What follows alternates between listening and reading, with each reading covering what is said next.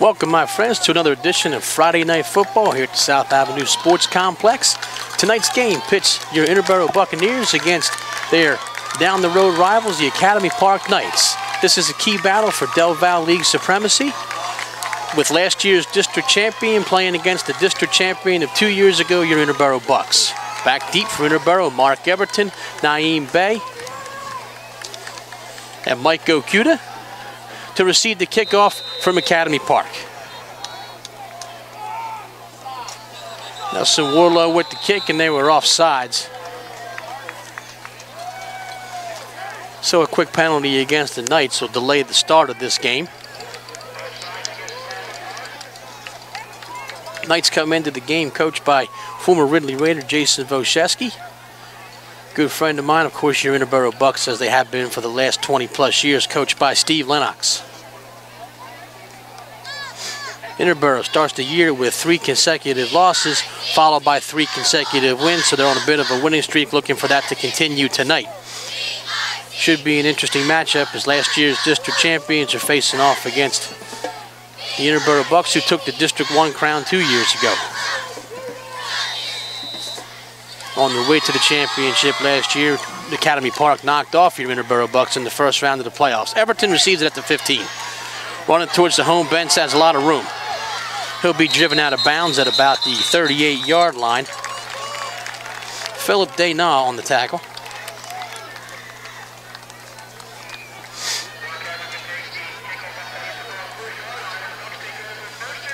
He'll spot that ball at the 40.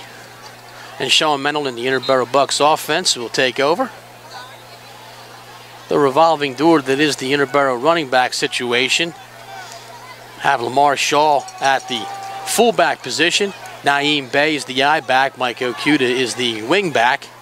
Everton, as always, the wide receiver. Mennel in the quarterback. Chase Pattinson is your tight end. The offensive lineman: Terrell Davis, Jeremiah Della Priscoli, Christian Brady, Nick Valerio, and Jason Mixit. And that's your Bucs starting lineup. And now I guess there's a little bit of a confusion there between the referee and Coach Lennox. He has a question. So we have a delay for the first play for scrimmage in this contest. Just 6 seconds into this game, this very pivotal Del Val League matchup. Interboro won the toss and elected to receive, which a lot of times when they win the toss, they elect to defer, but they don't want to put the high-powered Academy Park offense on the field first. They want to try and get their crack at grinding out a touchdown. So they'll hand it to Shaw. Shaw with 3 yards.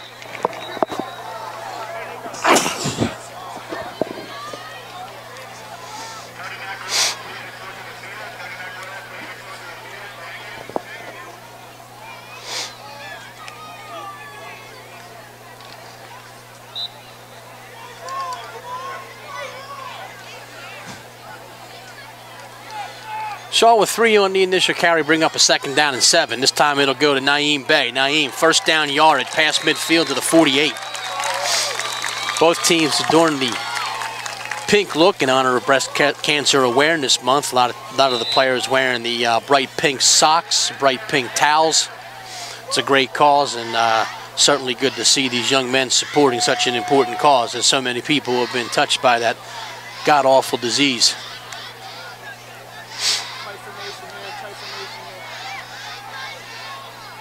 First and 10.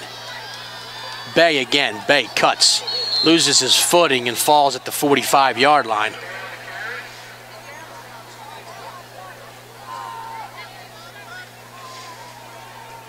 We have a nice mix of speed and power in the background, in the backfield rather, as Lamar Shaw is your bruising fullback, your prototypical fullback, about 250, 260 pounds. Naeem Bey, more of a slasher, more of a speed guy, one of the fastest kids in the school, if not the fastest. Well suited for the tailback position. This time it goes to Shaw. Shaw bounces to the outside. Is able to get it a yard or two out of nothing. A good job by Lamar. Chris Petty in on the tackle, as well as Raekwon Williams.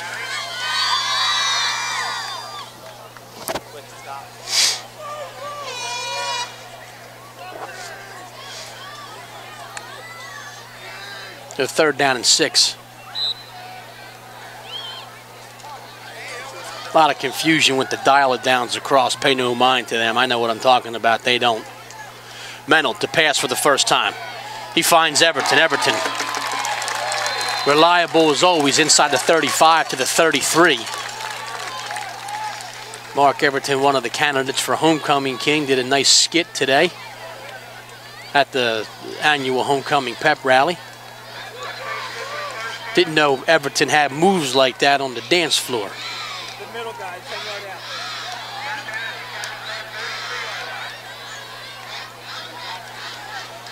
So 1st and 10 for the Bucs. They'll go to Bay. Bay grabbed behind the line of scrimmage. Anthony Ballo on the tackle.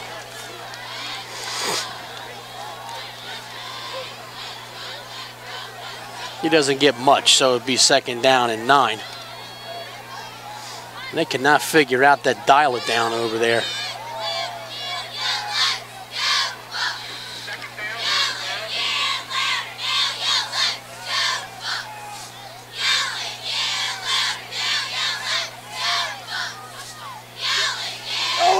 Okuda on the jet sweep, and it was read extremely well by the interior line of Academy Park. Great penetration by them. First on the scene, number 24, Terrence White, blew that play up, and Okuda loses 5 yards on his initial carry, so it'll be 3rd down and 15 for Interboro.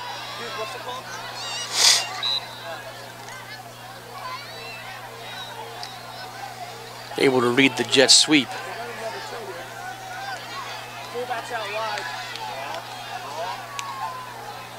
3 wide receivers, including Lamar Shaw, who's out wide. Mennel looking that way. Screen to Bay. Bay looking to turn the Jets on. Inside the 25. It'll be short of a 1st down, but it'll be a very manageable 4th and 1 or 2. So 13 yards on the play to Naeem Bay. Well-designed screenplay by the Bucs offense.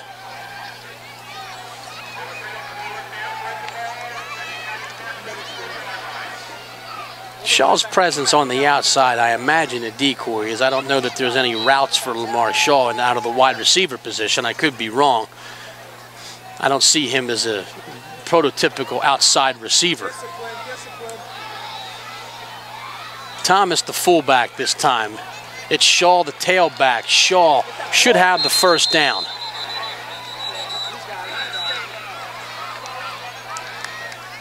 Good job by Lamar Shaw. Good lead blocking by Chris Thomas.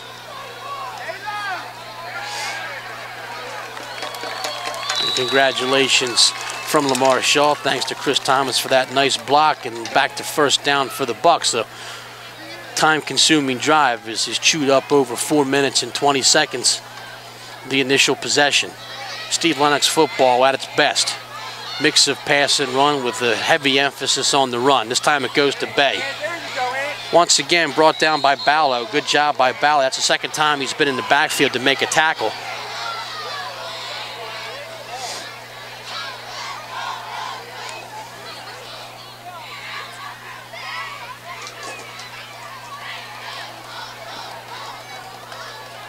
Homecoming 2014. It was a great day at school. Each of the classes showed up in their class colors, the freshmen in white, the sophomores in orange, the juniors in green, and the seniors in their blue.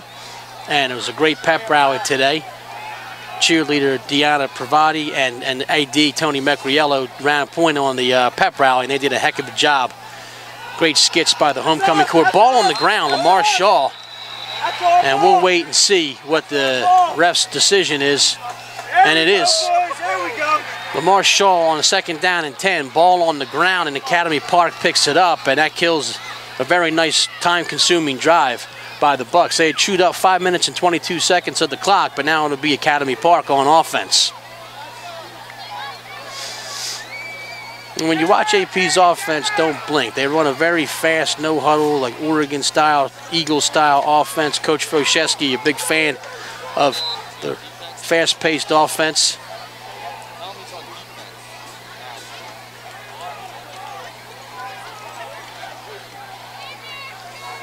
So 4 wide receivers. Now in roughing the quarterback, and he gets it out to Josh Ingram on the wide receiver screen. They get out to about the 29-yard line. This is a tough offense to figure out. As you can see, they get right back at it.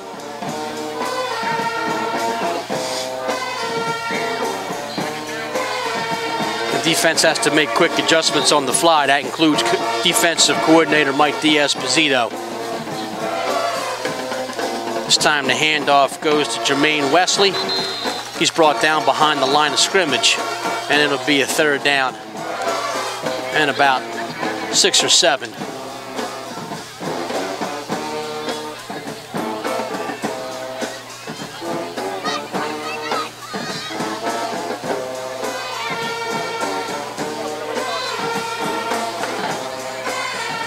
This time Academy Park goes into the huddle, so you probably see a mix of both the huddle and the no-huddle offense out of Academy Park. I want to slow it down, make sure they get this play correct, as it's a 3rd down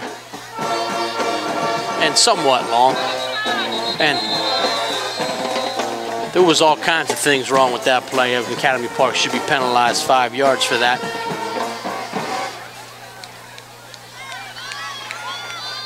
Fisher call is a false start. We're about 3 men in motion too. So 3rd down and 10, which will change the game a little bit if you're Academy Park. Makes it more of a passing down, you would think. Although you never discount the draw play or something of that nature with Coach Wojcicki. As with 4 wide receivers, the middle is a little bit vulnerable, as it has been throughout the year. So we'll wait and see what they want to do.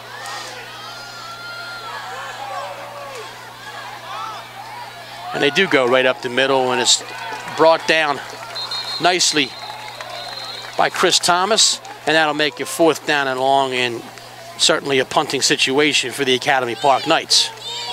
Everton and Okuda will go back deep to return this punt, and Academy Park from inside their own territory will punt it away. So a good stop on defense by Coach D'Esposito's unit. The punter is the quarterback. I'm sorry, the wide receiver, Josh Ingram.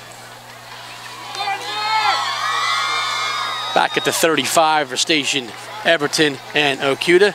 And that punt will get just about there. And it'll take an Academy Park bounce. And if Everton's smart, he'll get away from it. He does that. And it ends up being a pretty good punt for Ingram as they get down to the 27-yard line. So Interboro's second series will begin from there, with 4:23 to go in period number 1.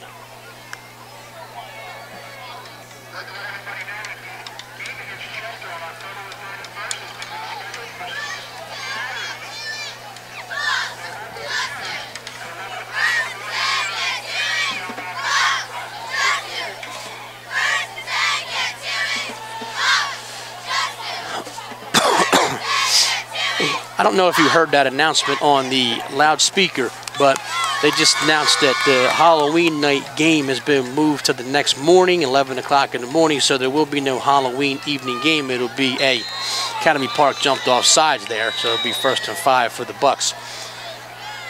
A Halloween game, just from a logistical standpoint, is a nightmare. The police officers have to be on the scene, making sure that the kids are safe, that are out trick-or-treating, and then to have a number of officers that are required to run a football game as well would be very difficult. A strain on the local police departments, as well as a strain on the workers here who have families and have people like myself that have young kids and want to go out trick-or-treating. And so as a sort of a service to the community, that Friday night game is being moved to Saturday morning at 11, so November 1st at 11 o'clock. Now Bay on the carry.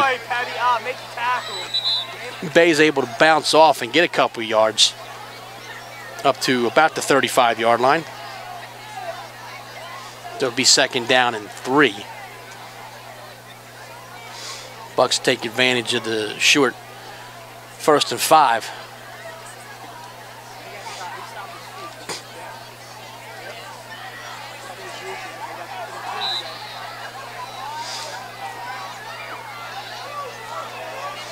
Shaw back in at the fullback position. He'll get the carry. And he'll get a yard or 2. And it takes quite an effort to pick Lamar Shaw up off the ground. As you can see, he's not a light fella. 3rd down and 2.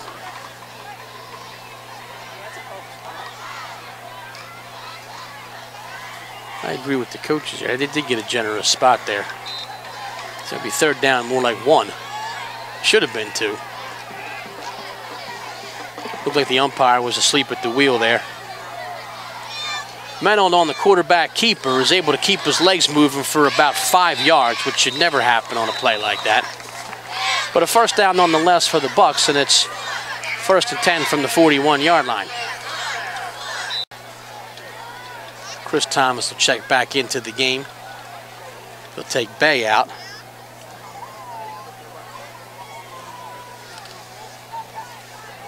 A lot of these guys that play both ways, they like to get them a spell from every now and then. Shaw up the middle, but he can't find the hole, and he'll get nothing. There was a hole there, but he was unable to get to it. Dante Gee, Jeremy Debris, I'm sorry, with the tackle.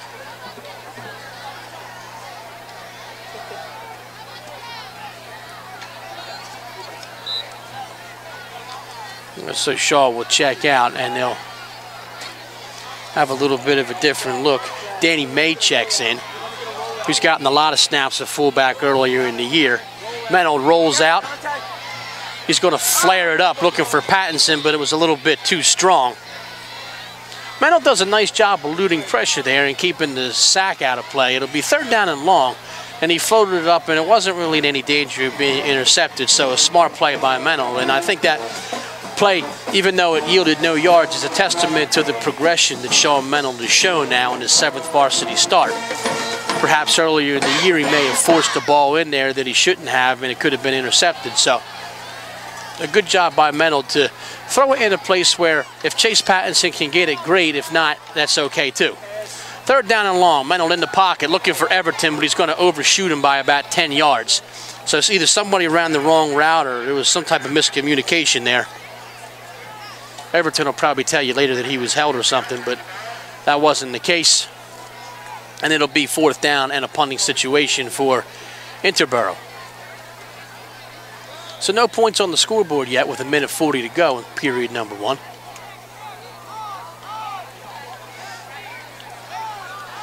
Menold also serves as the punter.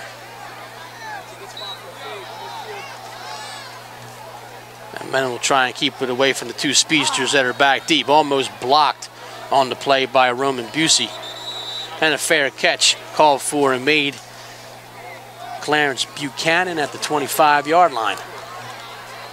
And that's where AP will take over for their 2nd drive of the game.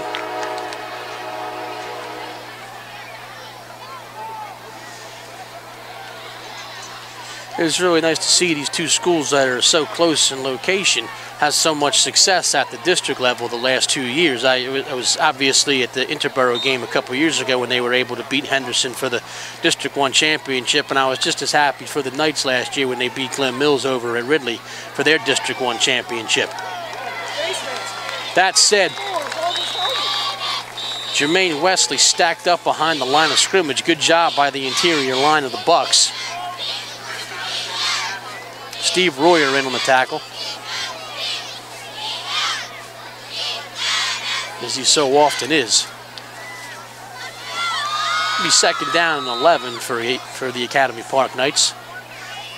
Ball at the 24-yard line as we go under a minute now for quarter number 1.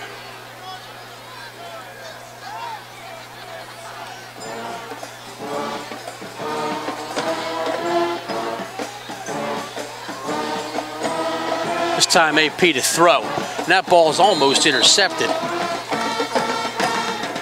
Matt DeSands in on the coverage, and he closed nicely on Josh Ingram, and the ball was thrown a little bit to the right of Ingram, and DeSands had a better shot at that ball than did Ingram.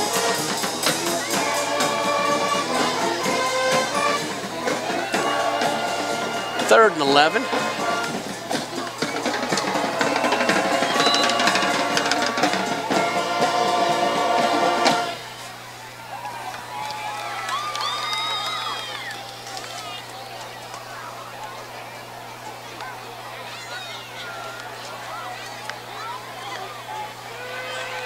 So AP taking their time, sort of abandoning the no-huddle look for the time being. And once again, a foul. Sam Bush was the man in motion. He wasn't to blame for the foul. I don't know specifically what went wrong there, but they're going to call that a false start again. So now it'll be a second down, or third down and 16.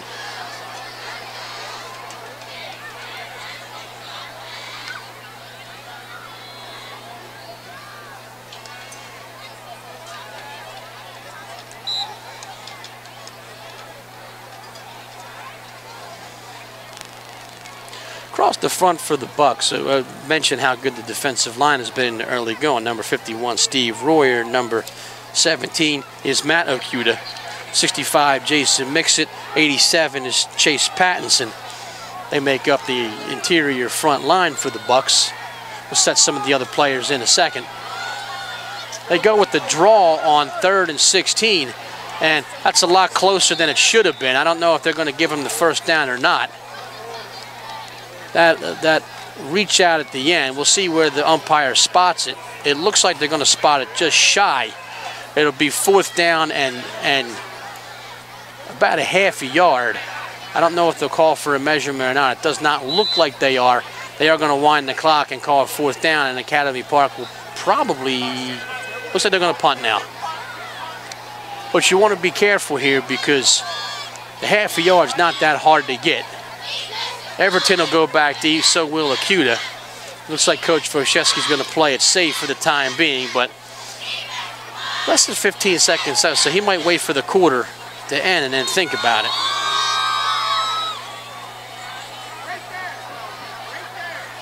We'll wait and see if the quarter expires beforehand, and now there's a flag, so if that's on Interboro, it's going to make it a first down. If that's on Academy Park, it will make it 4th and 6, and that'll make the decision really easy. Yeah, delay a game on Academy Park, so that'll push it back to the 30 or just inside the 30, and now it'll no doubt be a punting situation.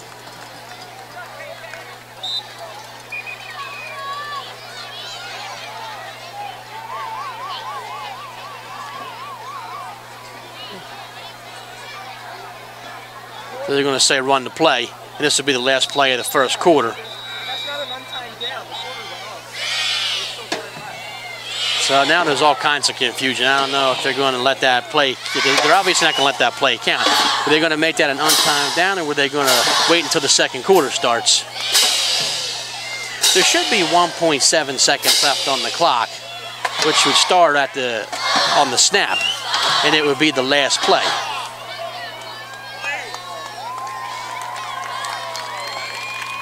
Is what should happen.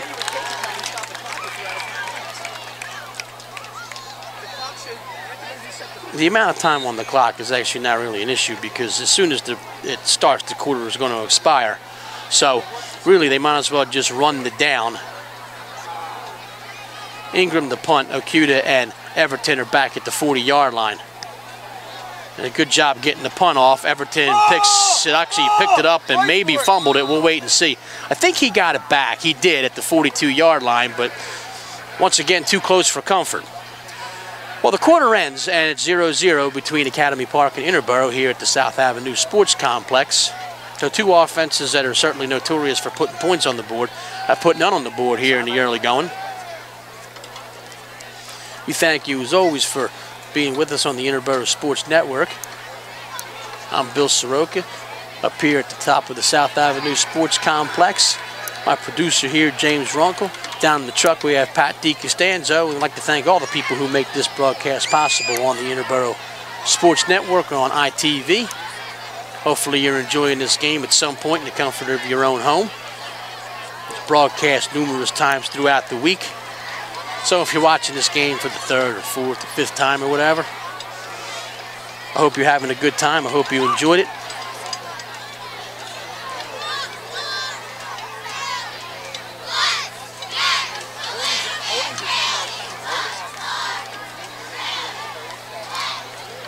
Bucs last week, after played a Saturday game against the Penwood Patriots and won by a couple of touchdowns over there at Kerr Field.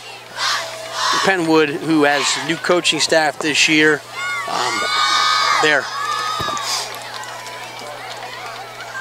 yet to win their first game, but they hung in there against Interboro. Interboro jumped out to an early lead and were up by several touchdowns at halftime, but in the second half, Penwood did a good job making a comeback and made it a little bit closer than I guess it needed to be. I don't know what kind of outfit they're running out here on the field, but there seems to be all kinds of confusion about where the ball is. Now the ball's on the 32-yard line instead of the 42-yard line, so where it was initially on the 42, I don't know if there was some type of penalty or what. They still say, and the dial it down is messed up again as well. Whatever the case is, the ball's on the 32 and it's 1st and 10 for Interboro, first play of the second quarter. Academy Park looking to put some pressure on. Shaw up the middle for a couple yards. AP had the box stacked. Stay tuned for halftime. There'll be a performance by the marching band. It may be a on-the-track performance as opposed to an on-the-field performance.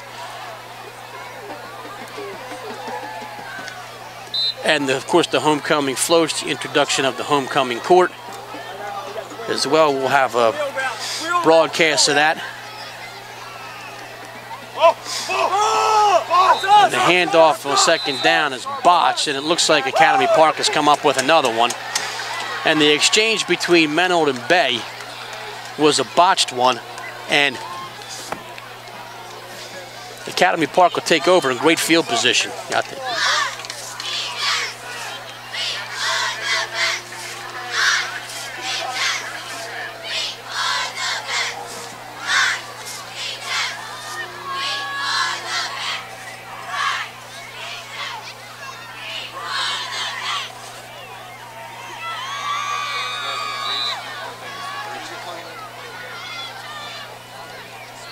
Oh, okay, I see.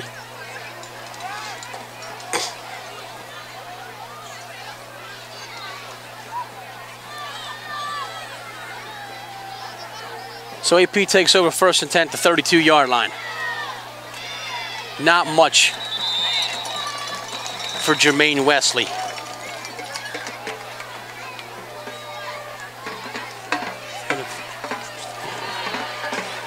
I don't know if it's possible.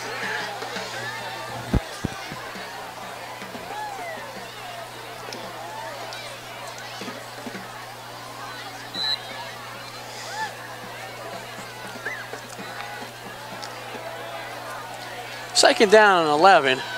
We apologize, Denbury, and apologize if there was a bit of a problem there with the memory card. We're trying to get Academy Park's camera and ours working at the same time.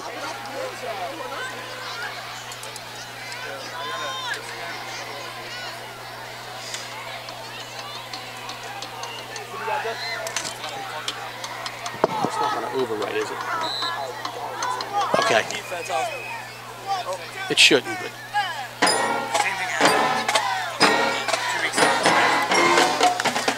Third down and 11. I think we're back to regular now.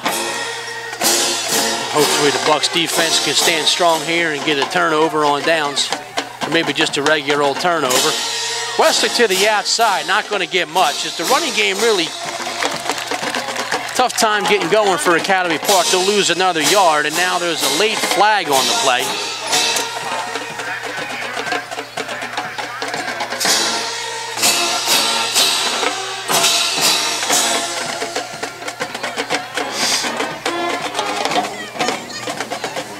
Have to sort that out.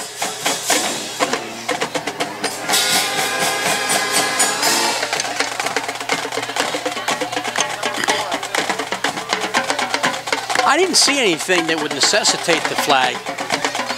Dead ball personal foul on Academy Park, so there must have been some malfeasance after the play. So that'll make it a very difficult, and to be honest with you, perhaps take them out of 4-down territory unless they can muster something here. So I always hate to see stupid penalties like that that really cost the team. So it's a 15-yard penalty. He'll take the ball all the way back to the 49-yard line. 3rd and 11 will become 3rd and 26.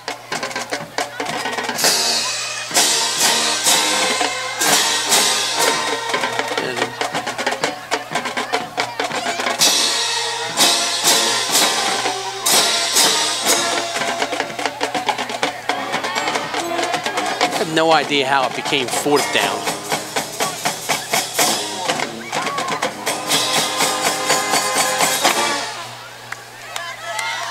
Nonetheless, Everton and Okuda back deep to punt. High snap.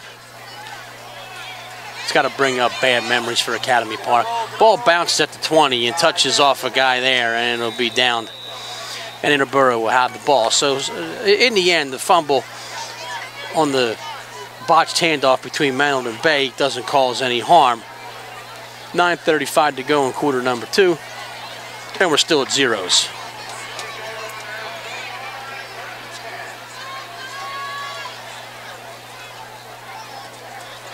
So Menold and the Bucs offense set to take over.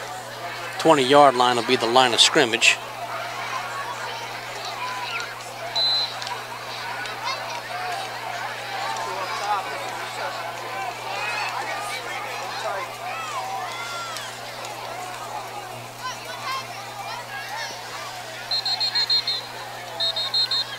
Not much on 1st down. A lot of this game being played between the 20s, as they say, is there really hasn't been much deep penetration for either side. Interboro's initial drive was definitely the best of the game, as it chewed up about 5.5 minutes, but that was ended by a fumble, and really neither team has gotten much going since then.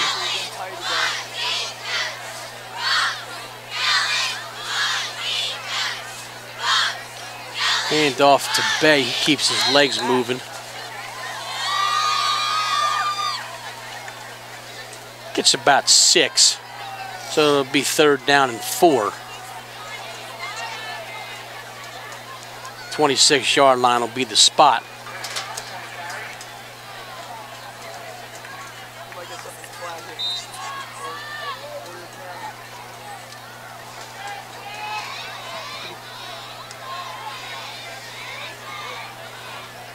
Once again, we ask you stay tuned at halftime. There's all kinds of fun stuff going on. The Bucs band, the homecoming floats, the presentation of the homecoming court. And we have a wide open Chris Thomas, brought down probably by a horse collar, to be honest with you. Maybe they'll say he just got the jersey and not inside the shoulder pads. But a long run by Chris Thomas, and that makes it 1st down for the Bucs at the 45, and plenty of room up the middle for the Bucs.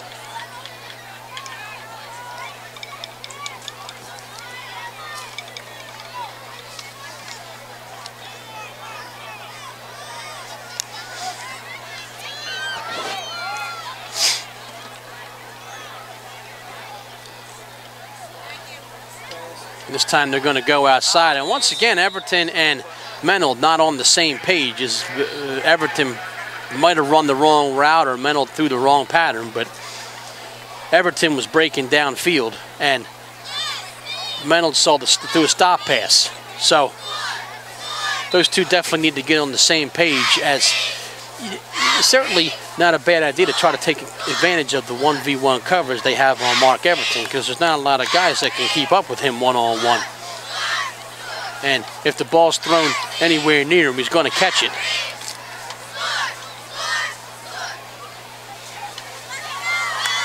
This time they go up the middle, Thomas again. Thomas close to 1st down yardage. He gets about 8.5 on the play. The Bucs offensive line doing a good job on this drive, opening up some holes for Chris Thomas, who's done a better job as the other running backs of finding that hole and just running towards it and making some positive yards on offense.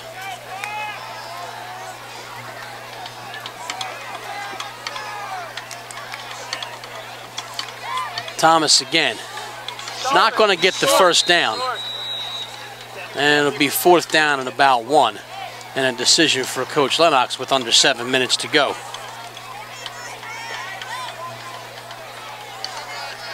Once again, down on the field in the administration corner, you have Athletic Director Meck, Athletic Director Barrett, Principal Johnston, Principal Conti was here as well. A number of Interboro teachers are here enjoying this game. And Coach Lennox is going to take the safe approach and punt here.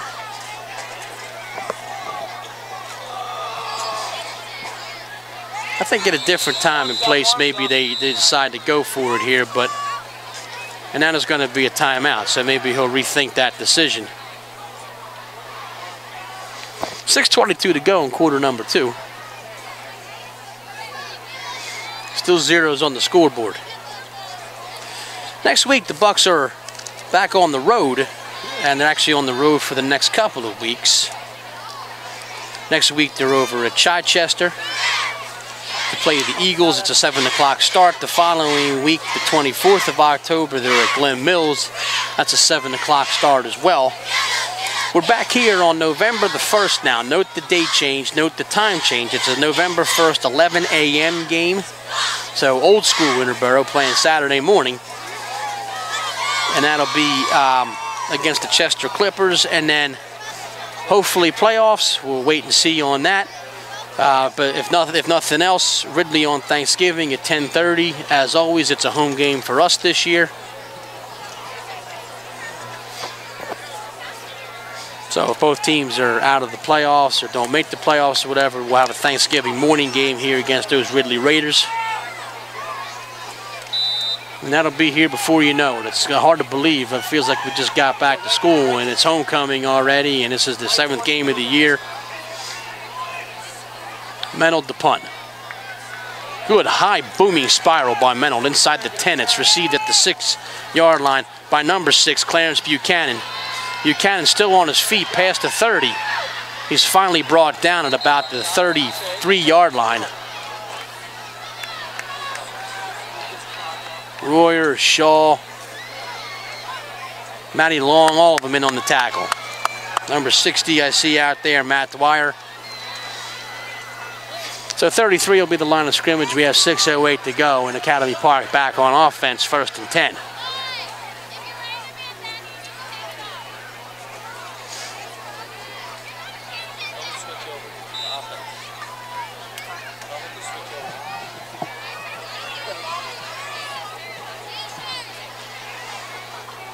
Wesley up to about the 35, not much more than that. Mix it on the tackle. Royer also.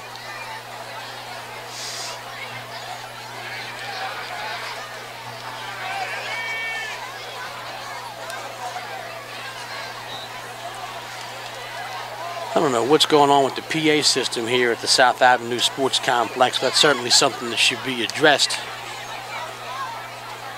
Can't hear Eddie Barrar too well.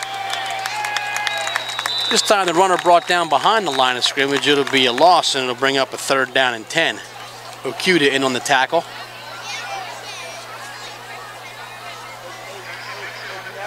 So really nothing going for the Academy Park offense. Has a tough time getting it going.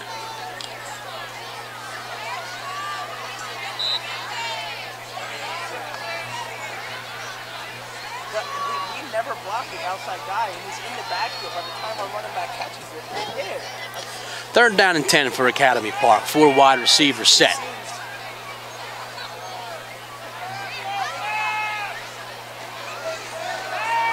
Back to pass, up and over, and it's actually caught, and he's going to probably go in for a touchdown. Is number 4, Jawan Collins, on a completely busted play on defense. As they went for the interception and didn't get it, and left Jawan Collins with plenty of room to speed down the sideline. And really a play that was just designed to get a 1st down, ended up breaking for a touchdown. My God.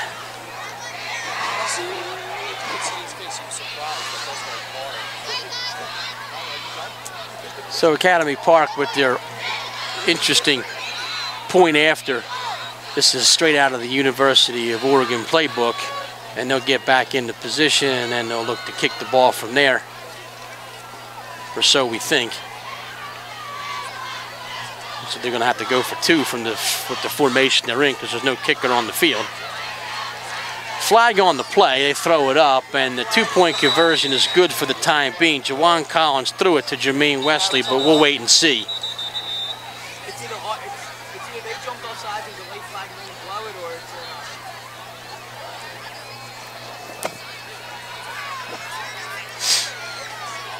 it's an extra point. I'm not exactly sure what's going on with this officiating crew, because if that was on offense, they should have blown it dead.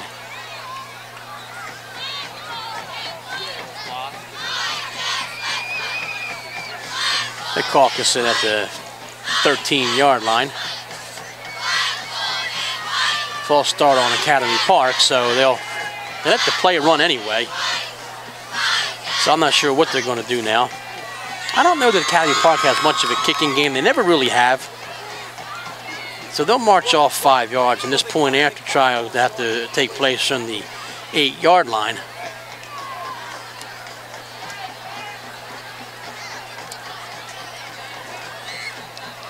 Now Coach Vo will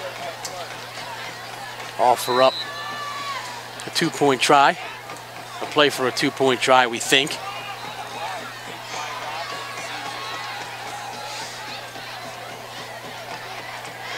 So what really in the past has been sort of a hurry-up offense is slowed down to a more conventional style offense.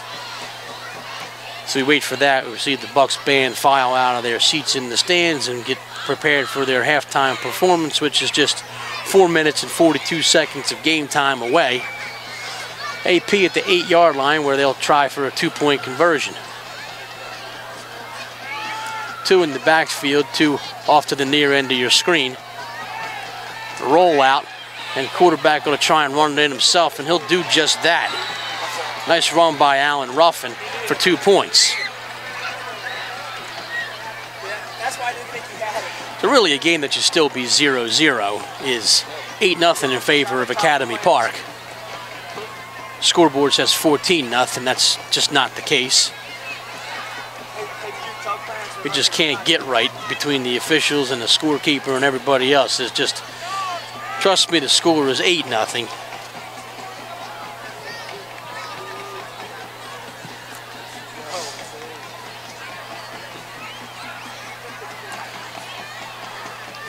So AP, Collins looked as surprised as anybody that he had nothing but running room there after he made that catch. He did, Interboro defense goes for the interception there, and it backfires. That play must have worked a lot.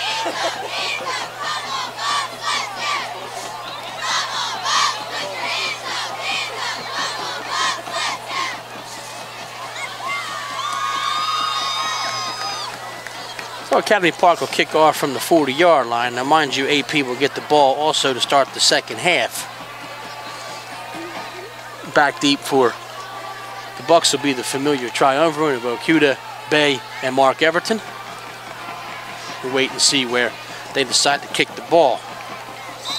Number 44, Nelson Warlow, handles the kickoff duties. They stay on side this time, and Everton will take it from the 15.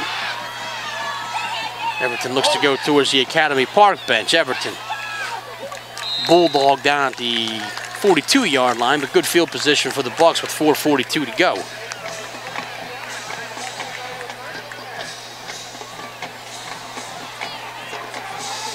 Well, the scoreboard is adjusted. I don't know that any time rolled off on that play, but on that kickoff, but it is 8-0 in favor of Academy Park, which is exactly what the score is. So Interboro with the work cut out for him now. Unable to really muster much on offense outside of that first drive. Now has to play catch up again. The handoff, Bay. Bay bounces off the first tackle, gets up to the 45-yard line, so he'll get 4. Tackle made by Teddy Wright, as well as Terrence White.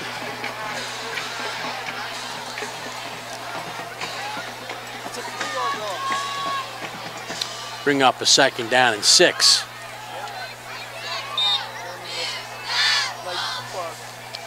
Really no feature back. We haven't seen a feature back all year. The beginning of the year, I guess you could say Sean Douglas was probably the guy that got the most carries. And Sean no longer with the team. He plays for Bonner now. Everton on the wide receiver screen. Gets a couple yards, but not enough for a first down. He got about 3. The ref was right on that. It didn't look like he picked it up off the ground, but the ref was right there, so I imagine he did make the catch. 3rd down and 3. Ball at the 48-yard line. As we're under 4 minutes to go, clock stopped on the out-of-bounds play.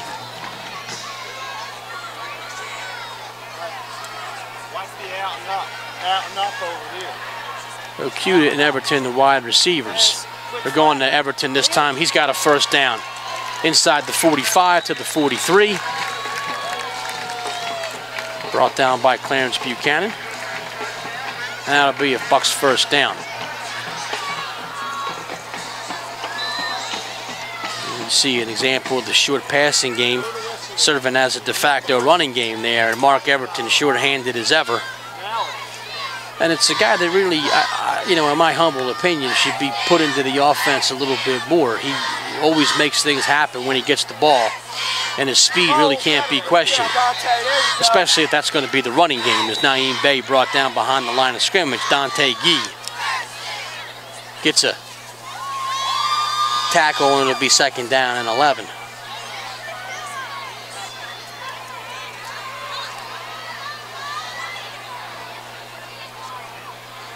I was looking at that 5-yard out again right here. So 3:15 and counting. Bey and Everton lined up on the near side as your wide receivers. Mennel fakes the handoff, looking for Bey on the, and it is overshot. And with him every step of the way was Clarence Buchanan. And the good thing is Mennel overshot it so much that it went out of bounds, so there was no opportunity for Buchanan to get that pick. But now it's a 3rd down and 12 situation. Hey, look for that middle screen again. And I think I know what they're going to run here, but as always, we're going to keep it under wraps. Most broadcasters don't have to broadcast next to the assistant coaches of the other team, but I do. And they have microphones and fancy equipment, and they can relay my thoughts over to the. So it looks like we're going to have a sideline warning on Academy Park.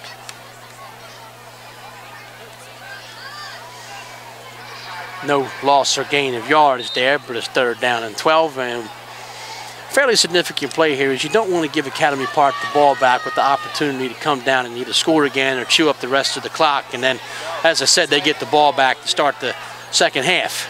Mennel, pump fake. Mennel looking for Everton, and it's just not there. And these two cannot get hooked up today. And it'll be another punting situation.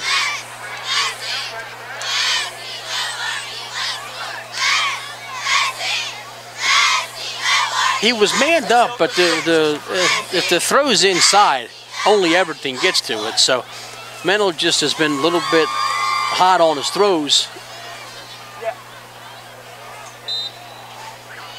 And they haven't been able to connect. But when they do, magic happens. And you've seen it throughout the year where, you know, if they can break Everton deep, it's usually 6 points. And this punt, not a great one. And it'll go out of bounds inside the 20. So not terrible in terms of the field position, but maybe it could have been even a little bit better. 18-yard line will be where Academy Park takes over with 2:54 to go in quarter number 2. Academy Park holds an 8-0 lead, and really, like, not what you would say a well-earned 8-0 lead. They have barely moved the ball, and a real bad defensive mistake is what led to that touchdown.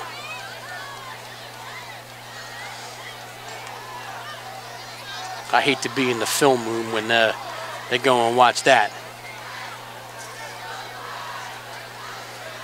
Wesley on the handoff, gets past Mixit, has some running room. And really a play that should have gone for -2 or 3 ends up being a gain of 8. And what you don't want to see here from Interboro is the hands on the hips, and you don't want to see, and now we have a man down for the Bucs. And it looks like it's Royer. And that's a key loss because, and he got done the play and then went down, and I didn't like the way he went down. He went down like something really hurt, and I hate to see it because Steve Royer, not only is he a good football player, but he's a fantastic young man. One of my favorite students from last year, so I really hope that he's okay. Interboro takes a knee. Academy Park yet to do so. Cheerleaders take a knee, and always a respectful thing to do when there's a young man down like that, as Steve rolls over now. So looks like they're getting him up, and you know, perhaps it was just a little bit of a cramp or something. I hope he's okay. He is walking off with the assistance of some of the training personnel. They'll put Dwyer in there in his place, number 60.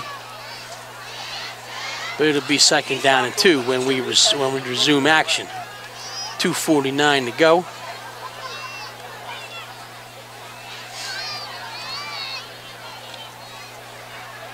He's staring at number 2.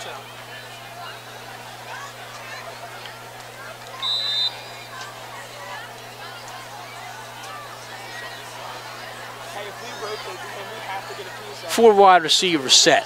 1 man in the backfield for Academy Park. It's 2nd down and 2. They hand off to Wesley. Wesley up the middle for a 1st down to about the 34-yard line. Hill just 8.66.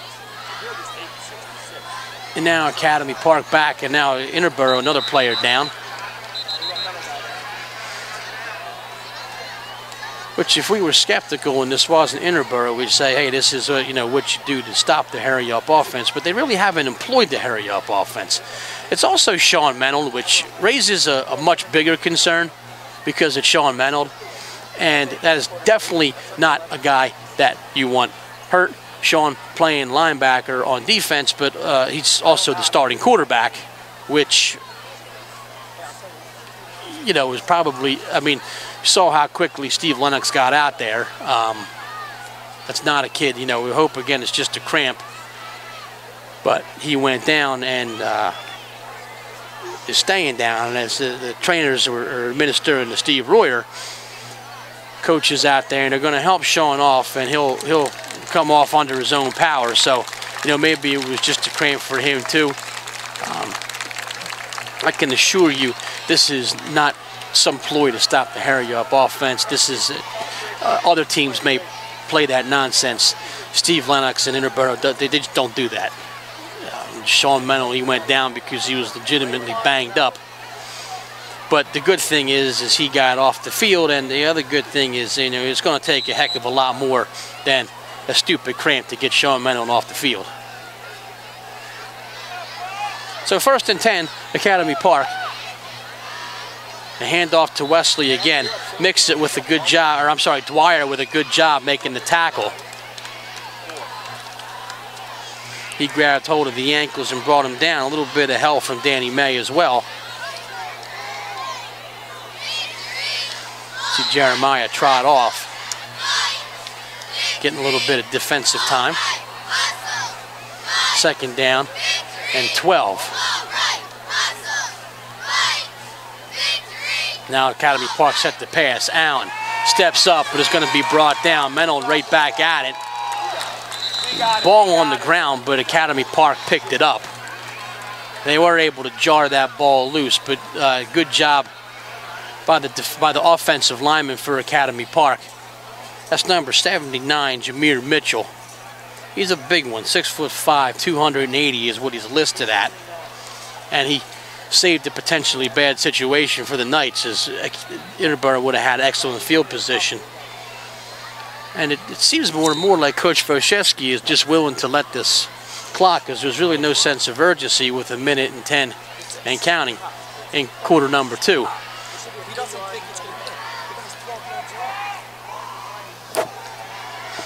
So 3rd down and 14.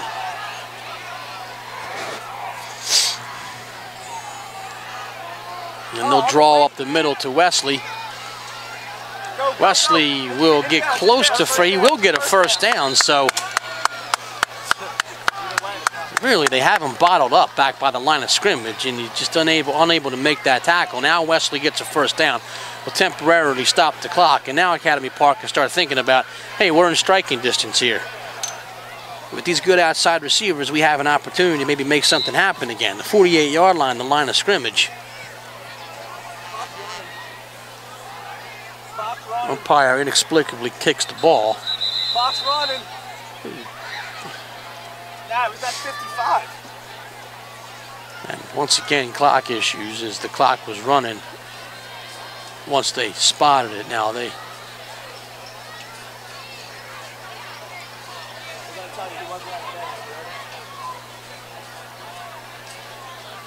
probably need to make an adjustment to the clock.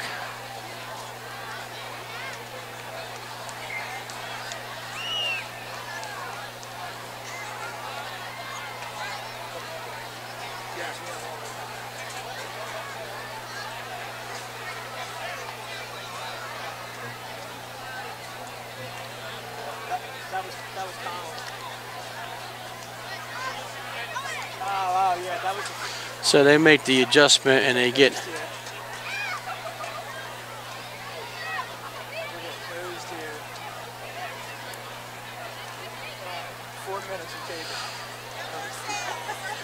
you just can't seem to get right down there. The official time that they want back on the clock is 45.8, and it was actually more than that when the clock.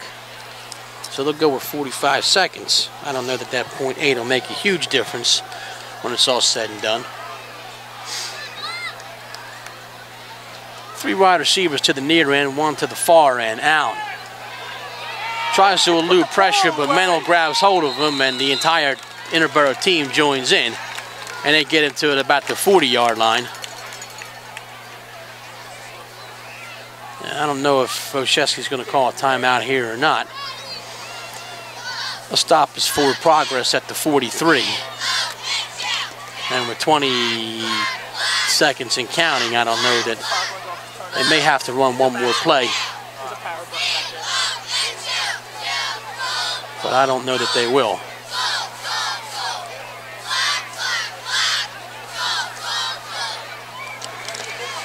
And with that, the half will end, and it's an 8-0 Academy Park lead. We'll stay tuned here for the halftime festivities.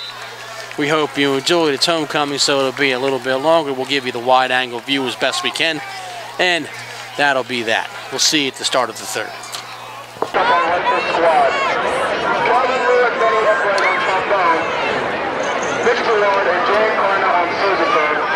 Jeff Ebner on drum set and Alex Celestic on guards. All our member of cars about they let it go to the animated musician Frozen featuring Alyssa Evans on trumpet, Benny Everett on trombone, Steve Bailey on flagler, and Nicole Enderbrock and Rachel Frank are the featured dancers. We will close the show with all of this together from high school music, which will feature our drumline and color guard.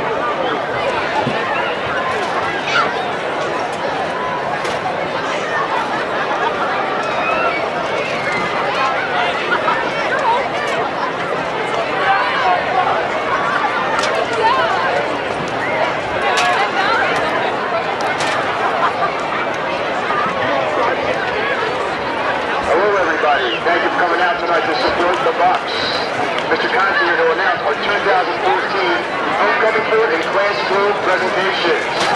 If you can please direct your attention to the middle of the track, we will start first with our 2014 homecoming courts.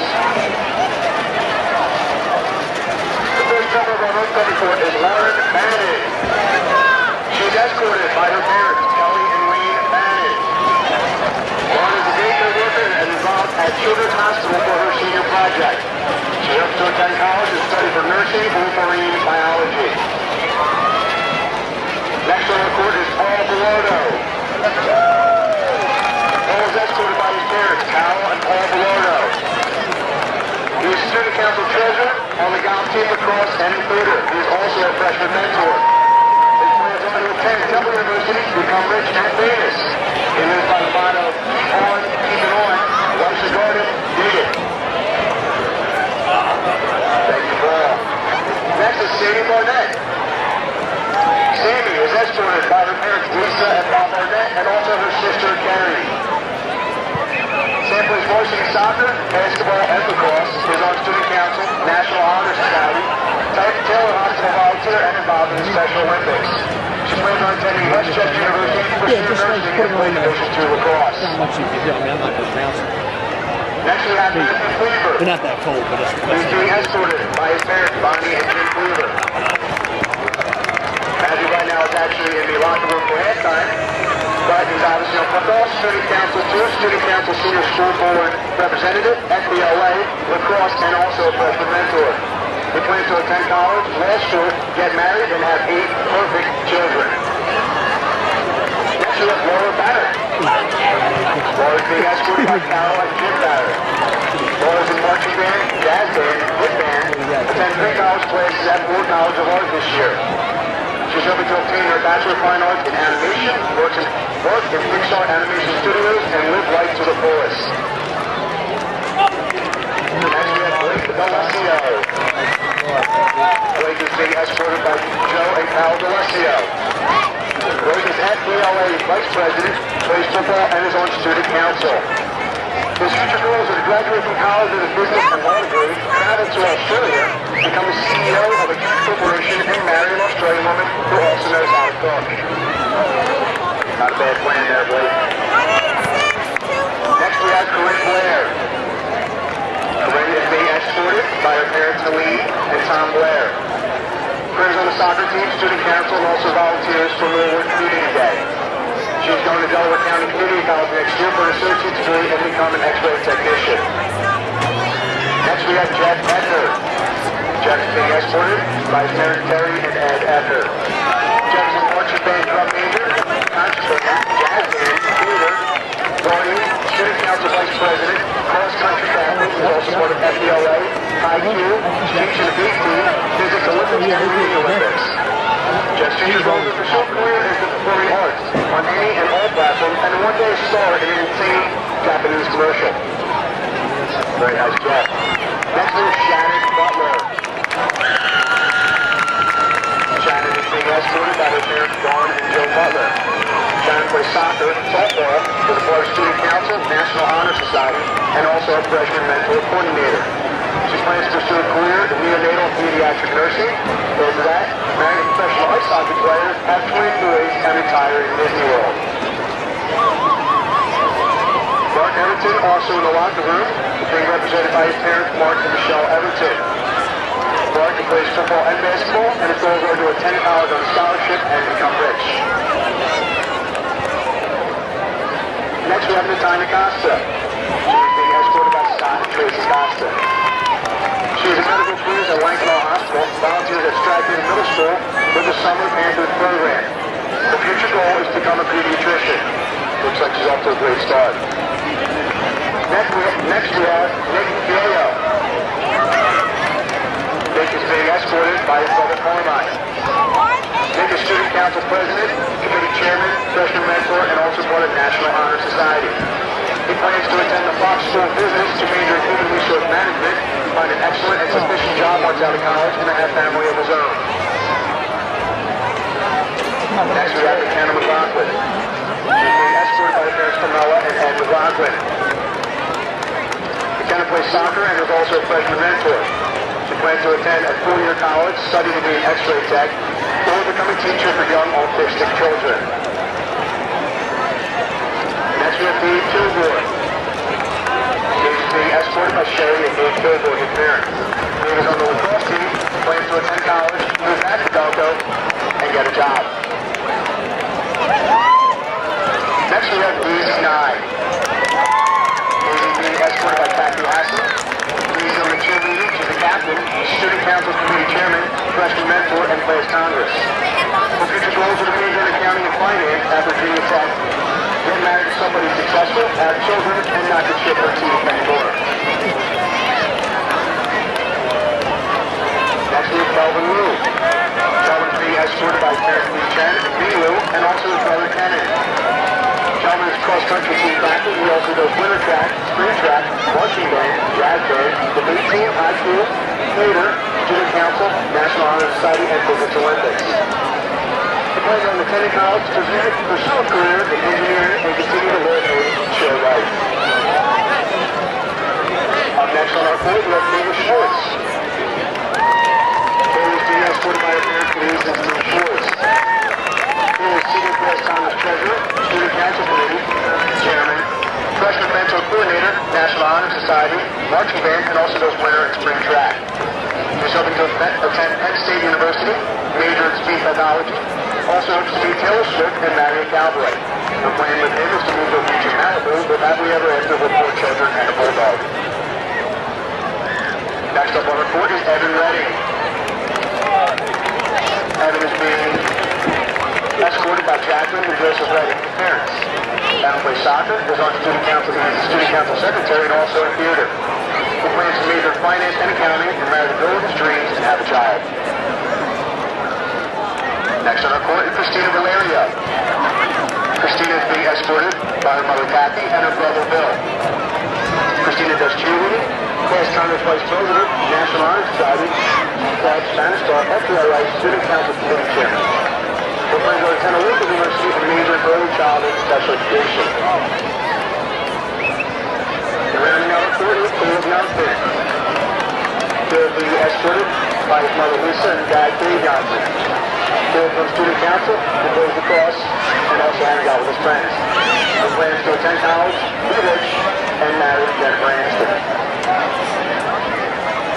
We would like to congratulate everybody on the court, and of course now is the moment we've been waiting for. The tallies are in. Your 2013 Interboro homecoming king and queen will be announced tomorrow night at the dance. Make sure you're there. Dance tomorrow begins at 7:30 and 10:30. Again, congratulations to our 2014 homecoming court.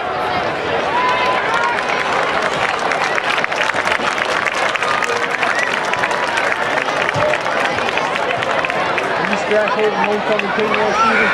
Those flowers you see, they also give it off by our school. Thank you to school for the flowers. They look beautiful as they are released.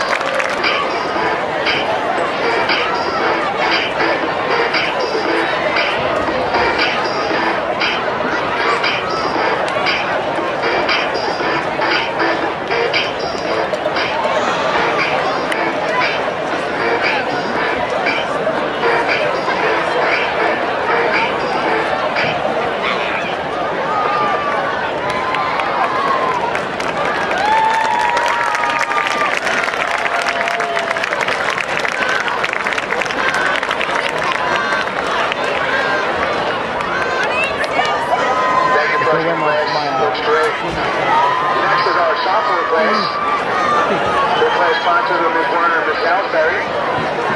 The theme of the sophomore class this year is Not Down in the Nights.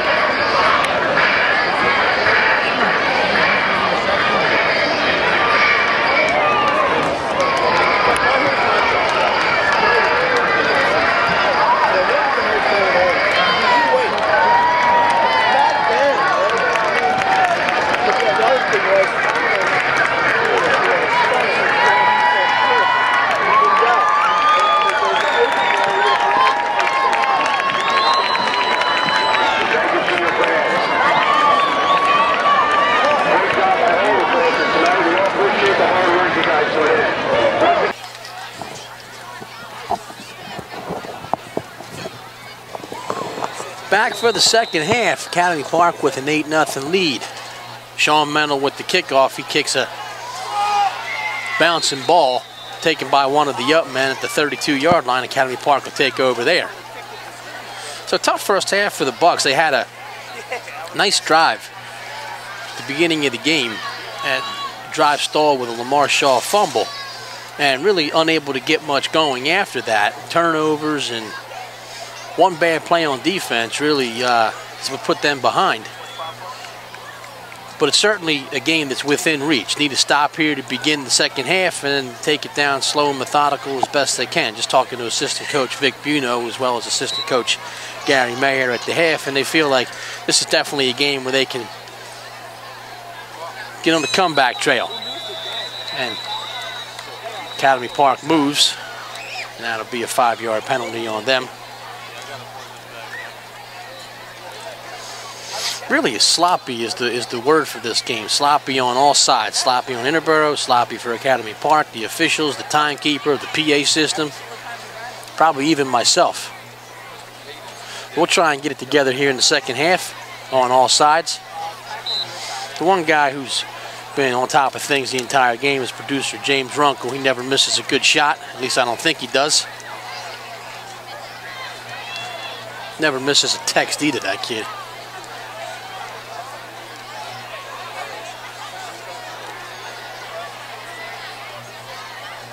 Four wide receivers set. They fake the handoff and an incomplete pass in and out of the hands of Jeremy Dembry. So it'll be second down and 15. They had the wide receiver screen set up, but you got to catch the ball in order to make that happen. Good job by the homecoming court and the homecoming floats as well. They'll announce the results of that a little bit later. You see Superintendent Riley down there caucusing with some of the important participants here.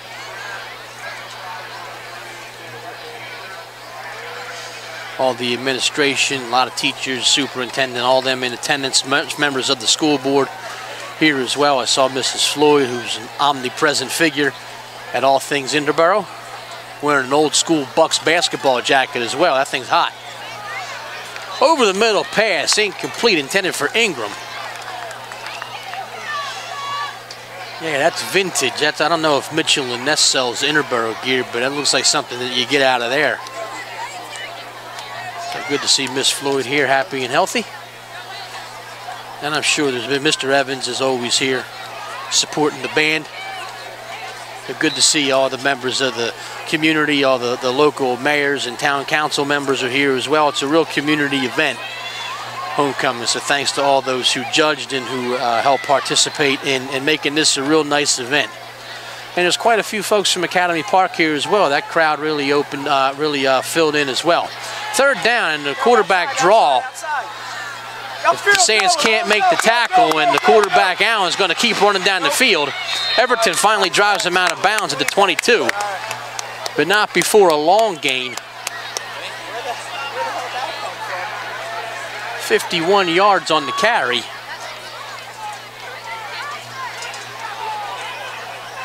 Really a play that should have been bottled up, and you know, welcome to the Bucs season. I mean, a lot of missed opportunities have made it real difficult to maintain any type of consistent defense.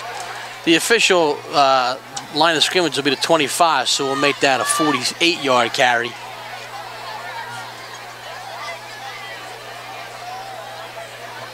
The quarterback Allen speed down the line and almost broke it if it wasn't for Everton driving him out of bounds. Nice hole, it's nice Wesley, hole. finds a hole. Wesley breaks another tackle inside to the 12-yard line. Bay finally brings him down by his shoelaces. Yeah, I know, you ran into him. Chester, yeah. Number 2 ripped it off the Clock, I don't know if the clock's malfunctioning or what the heck's going on. They do run that. I can't believe that only 30 seconds have expired.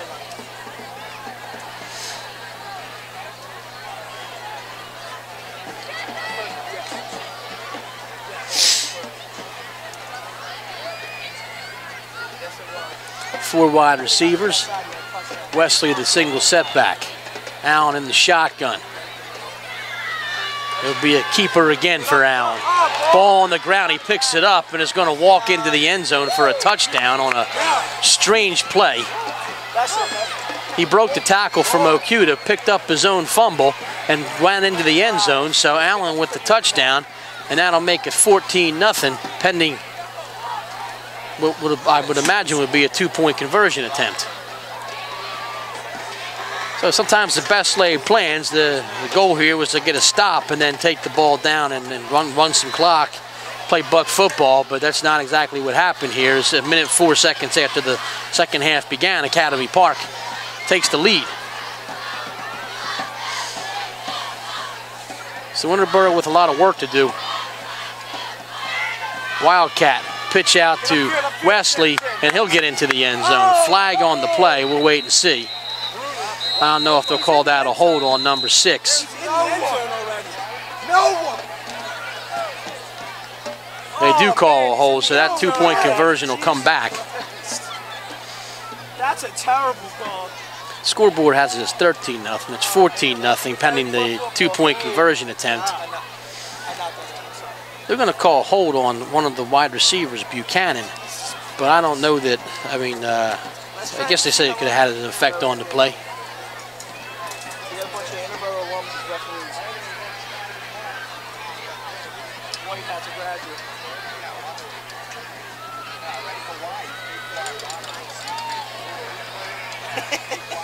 Our alumni.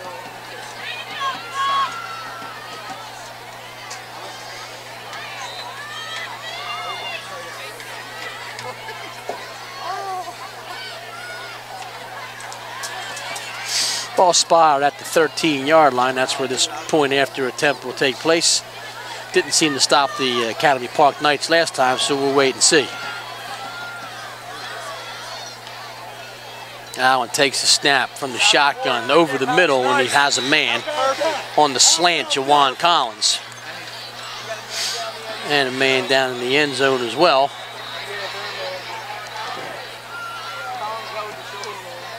So Okuda bounces back up. That's a good sign. But now we have 2-touchdown deficit. Actually, it's more than that. It's a 16-0 game. So Interboro really will have to get 2 touchdowns and 2 2-point conversions or score 3 times. Okuda dragging his shoulder, and that's not a good sign. I hope he's okay. I hope it's just dinged up a little bit.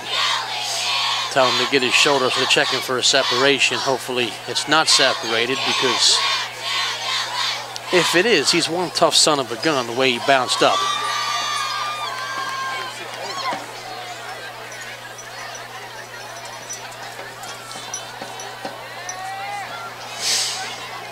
So Warlow will kick it off from the 40-yard line.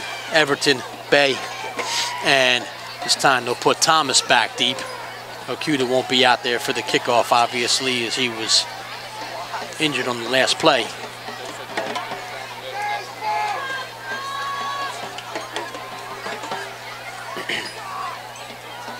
With just a minute 4 gone, plenty of time for Interboro to mount a comeback, but they certainly have to step it up on both sides of the ball, offensively and defensively. And maybe they'll start here with special teams. Nice to see a good return touchdown here. Warlow with the short kick, and if they're smart, they let it go out of bounds, and they do. Good job by Matt Okuda to let that ball bounce and go out of bounds. Don't know if somebody shouted to the sideline or he just had the presence of mind, but it'll be good field position for the Bucs.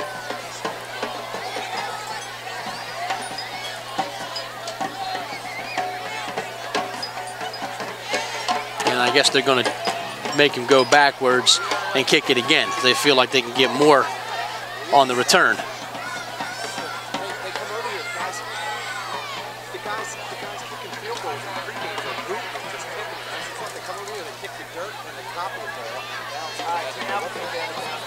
So the 35 will be where Warlow will kick it off, and they actually ended up calling it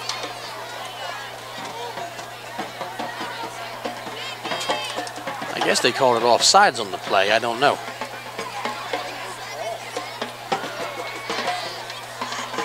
because Interboro would have had the option to take that ball up at the 45. Or whatever the case is, they're going to kick off again at the 35-yard line. And we'll see if they decide to kick it deep or if they try to pooch kick it again. And this time they do kick it deep, and they kick it in the direction of Thomas. Thomas at the 30-yard line. He's got a hole, and up around the 44-yard line. Chris Thomas has really impressed me thus far, not just in this game, but this season, as a guy who's fearless and puts his head down and runs for the hole, and has really done a good job as the fullback, sometimes tailback. He took an interception back for a touchdown in last week's game against Penwood. So the future's certainly looking bright. He's only a 10th grader, so we'll have 2 more years with this young man. Bay, the tailback, Shaw, the fullback. Okuda is back in the game. Everton around midfield. First down. Eludes a tackle and is out of bounds at about the 42. So Interboro goes to the passing game on first down.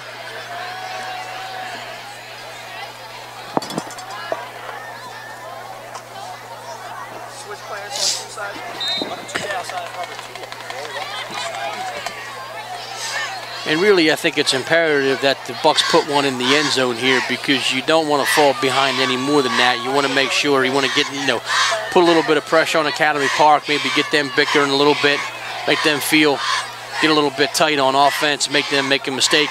Menold rolls out. And a little bit short for Bay. Bay should have come back to that ball, too. There was pressure on Menold. Number 51, Terrell Lee.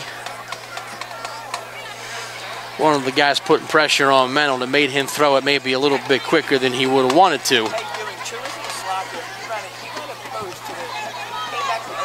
That's also a ball where I think Naeem Bay has to come back and try and get that if he sees that Menold's going to short it.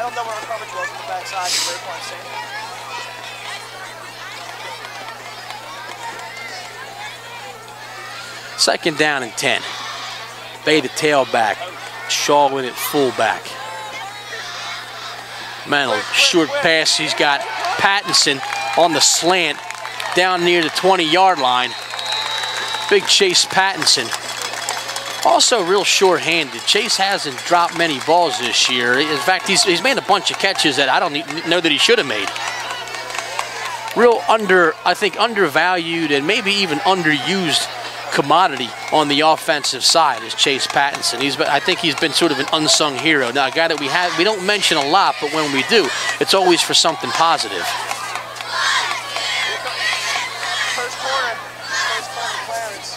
Menold to pass again.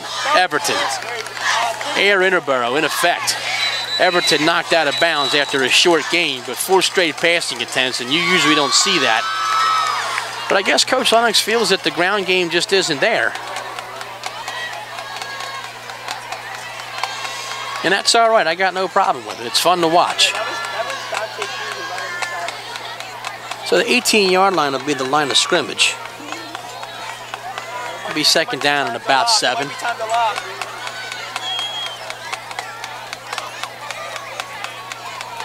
It's time to hand off to Shaw up the middle.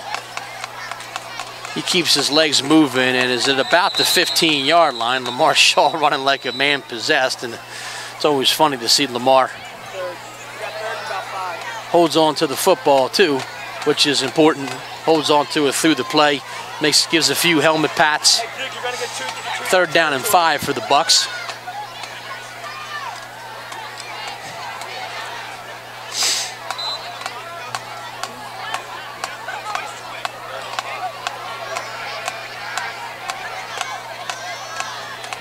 Everton and Pattinson lined up as wide receivers. Okuda on the wing.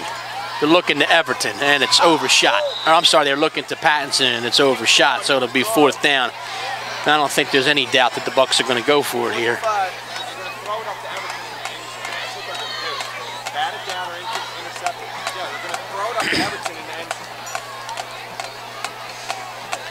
Really no need to try to attempt a field goal here as you're down by 2 scores, maybe 3 scores. It would be a 32-yard field goal from this point. Well, I have no doubt that Matt Cleaver can boot one through from that distance.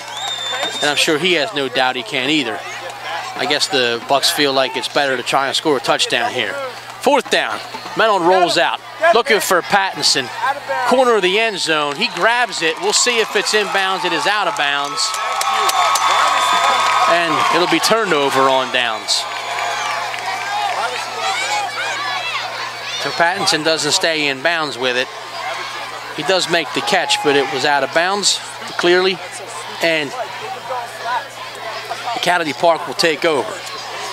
So if the last series of downs was a must stop, then this is an even bigger must stop. Interboro did do a nice job moving the ball on that offensive series, but the drive stalled at the 15-yard line. That's where the Knights will take over, 1st and 10. We have 8:52 to go in the 3rd quarter. And really the play here, if you're Academy Park, is probably just keep running the ball. Keep giving the ball to Wesley, spread the field out, and it's going to be Allen, the quarterback, and he's got a hole big enough to drive a truck through, and he gets to the 33-yard line. And now a flag is on the play, at a late flag, and I don't know what the call is going to be. A dead ball foul. I don't know if it's going to be a personal foul on Interboro or a personal foul on Academy Park, but it's on Interboro, so I don't know who did what. I didn't see it, but somebody's flagged for an extra 15 yards, so the ball will be moved up to the 47-yard line. That's 9 penalties to 1 now. You finally got one. And I say it every time there's a personal foul. It's just nonsensical to give away free yards, especially when you're trying to come back in a game like this. You have to keep your emotions in check. You have to keep your mouth shut.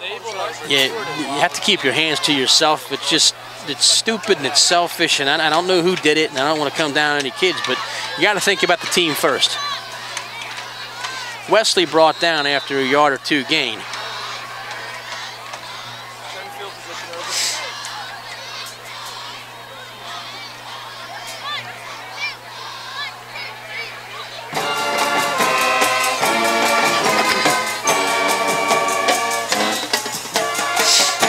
The 49-yard line will be the line of scrimmage for the Knights.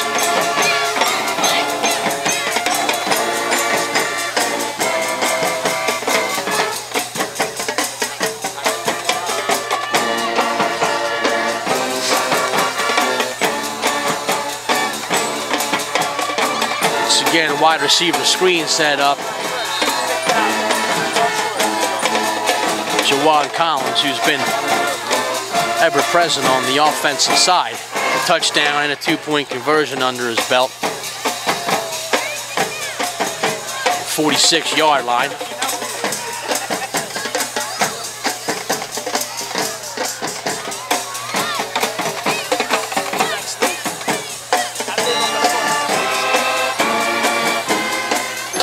It'll be 3rd down and 2. Academy Park in no hurry, nor should they be. 2-score lead with 2 2-point conversions. And that ball is snapped away from Allen, and he'll fall on it back at the 41-yard line. A good job by Jason Mix, jump on top of him, but even better if he could get to the ball and pick it up. But quarterback Allen falls on it before Mixon could get to him, but Mixon did a good job. He'll get credit for a sack. And again, every time there's a missed snap, Academy Park has to just start twitching, I think, because bad memories of that playoff game a couple years ago at Academy Park when they blew a 2-touchdown lead late in the game, and Interboro went on to win the district championship. Punt, and they're going to fake the reverse. Everton's got 1 man to beat before he gets over to the home bench. There's a block in the back, not called. And really, it's a play where I think sitting back there and delaying and waiting for that to materialize might be counterproductive. Ball will be on the 26-yard line. And really, I think you got to get Everton and let him run. He's a fast young man, set up a wall, set up some blocks. And maybe save the shenanigans for later.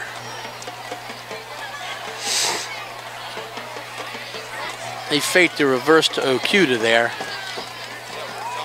Bucs will take over at the 26. No points on the board yet through 2.5 quarters. We have 6:05 to play in quarter number 3. Shaw and Bay the backfield. 3 wide receivers set. Okuda lined up in the slot.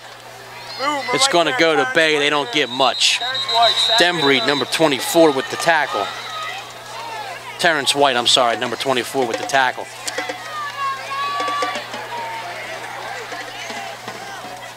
No gain on the play. They did give him a yard.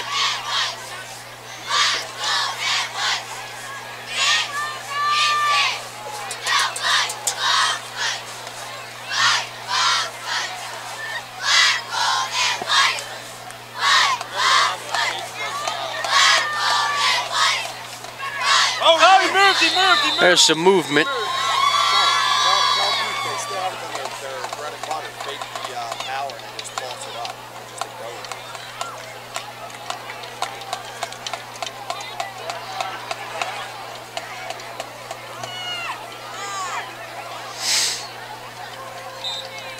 What do you have here?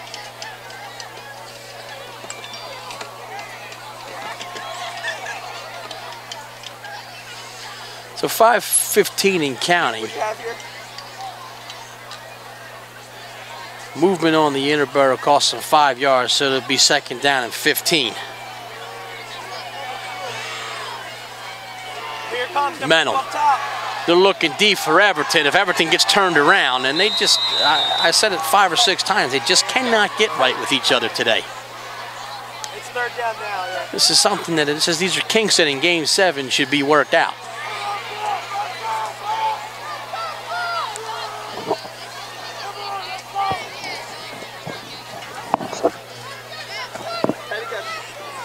Petty got called last one.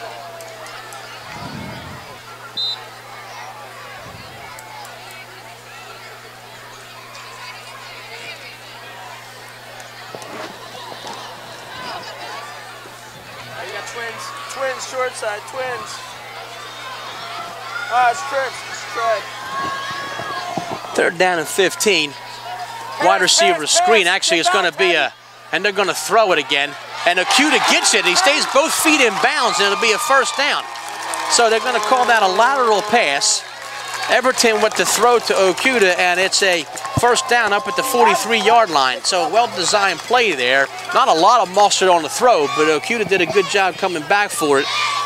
Was careful to get both feet in bounds, and a 1st down for the Bucs. So maybe this could be a springboard for the offense.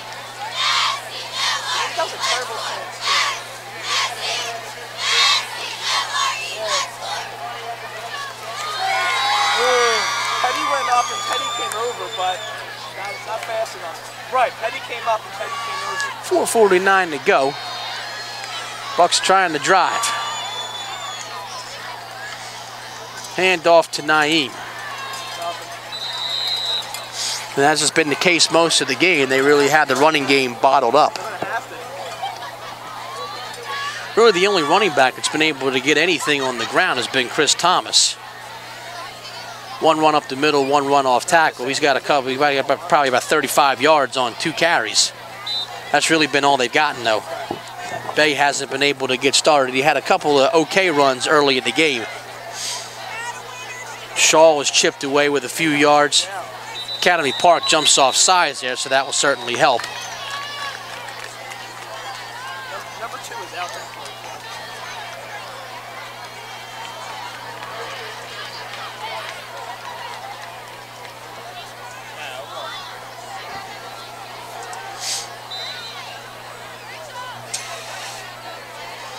They'll keep winding the clock, and by the time the snap hits, it'll be under 4 minutes to play in the 3rd quarter.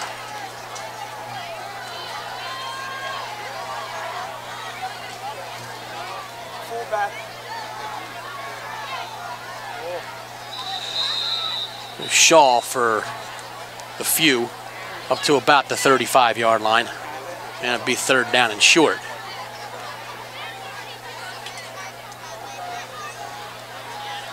Third down and very short. It'll be about 3rd and 1.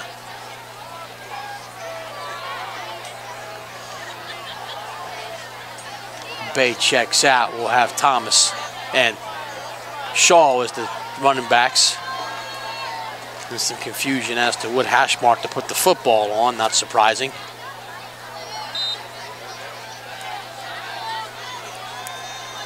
What was that? Everton, the lone wide receiver in this shoot yardage. It goes to Thomas. Inside the 25 to the 24.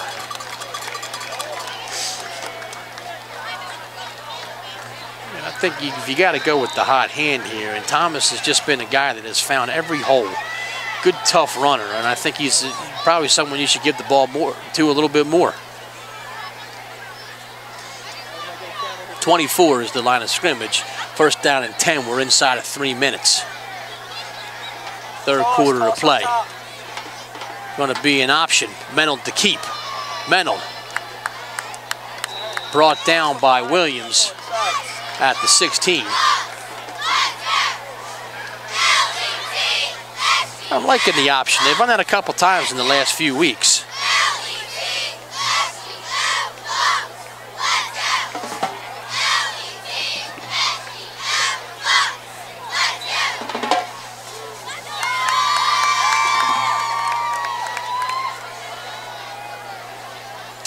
I formation. We go to Thomas again.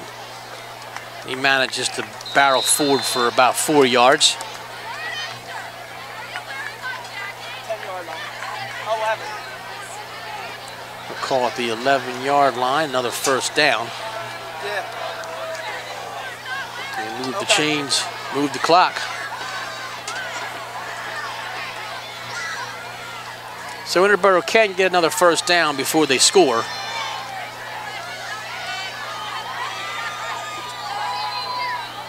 Chris Thomas again. Academy Park boxed in this time. Just about everybody in the box only get 1 or 2. You're going to get a pass. You're going to get play action. Options. He'll check out and they'll bring Naeem back in. Then actually they'll decide against it and Thomas will stay in the game. And they'll bring Lamar out. Lamar a little gimpy as he trots off the field.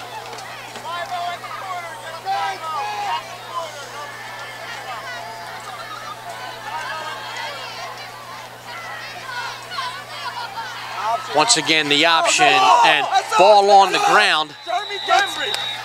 And it looks like Academy Park got it again. They do. And another drive stalls. And Mennel's hurt. Quarterback's down. Jeremy got him. And really, this play is one of those things where just about everything goes wrong. The option doesn't work. Ball on the ground. Academy Park picks it up, and Mennel is a little gimpy. He does get up, and he'll go in and play. And all Coach Lennox can do is really shake his head. You know, a game where I really don't think Academy Park is playing like over their head great football, but Interboro is just playing bad football. Just a ton of really costly mistakes on offense and defense, and that's why we have a 16-0 lead for the Knights. But they're backed up in their own territory. Allen only gets a couple.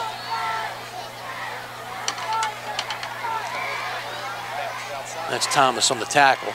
Dwyer Okuda also in the area.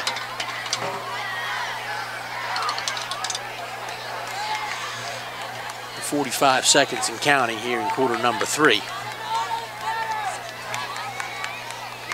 And we're at that point where, as we move into the 4th quarter, might have to call on some divine intervention to get Interboro the victory here tonight on homecoming.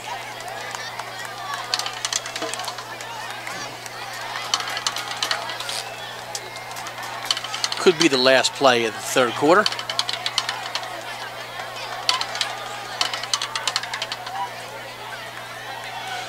And they're going to run that read option there, and they decide to throw it long, looking for Ingram, but it was overshot. Everton on the coverage, but the pass just wasn't there. It'll be 3rd down and 7 with 12.3 to go in quarter number 3. But I mean, he's running by himself. We could do it every play. He's running by himself. second.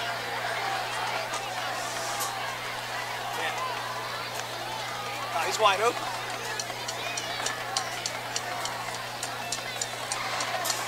So the ball was on the 14-yard line. Academy Park with a key third down play here and really a bigger key, I guess you could say, would be the Interboro defense has to make a stop, or they can force a punt here deep in the territory and maybe get the ball back and still salvage this football game. Outside, go, Duke. And that's going to be a first down for Academy Park as they get to break a couple tackles once again. Hey, that's a quarter, And that'll be the end of quarter number 3. Throw 4 fingers. Actually, they will wind the clock, and that'll be the end of quarter number 3. So throw 4 fingers in the air. It's fourth quarter time here at the South Avenue Sports Complex, and we need a little bit of help over here. We'll be back in a second. Fourth quarter action about to start. Academy Park with the first down on really a play that Interboro needed to make and was unable to make. And more time will be chewed off the clock if you're Academy Park. And really they decided to throw a screen pass here. And nothing but open spaces. Hopefully Okuda can get the angle. It doesn't look like he's going to. And they do run him out of bounds inside the 10-yard line. Jeremy Dembry broke one for a long 70-plus yards on the wide receiver screen. Another complete defensive breakdown.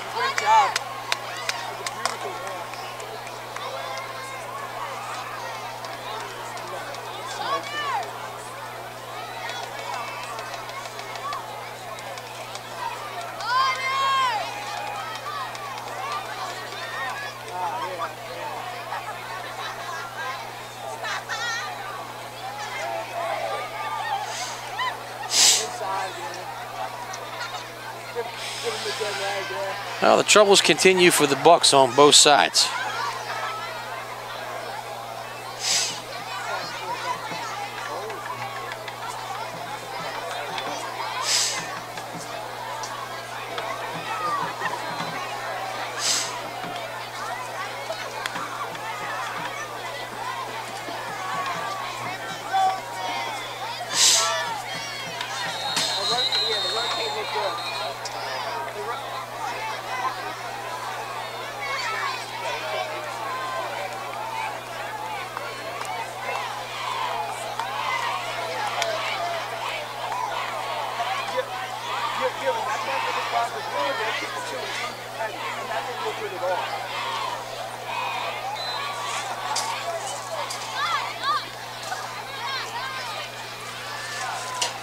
Academy Park obviously in no hurry here.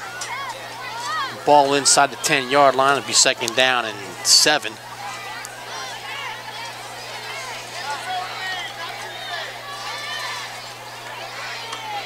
Dembry with the carry, not going to get much on it.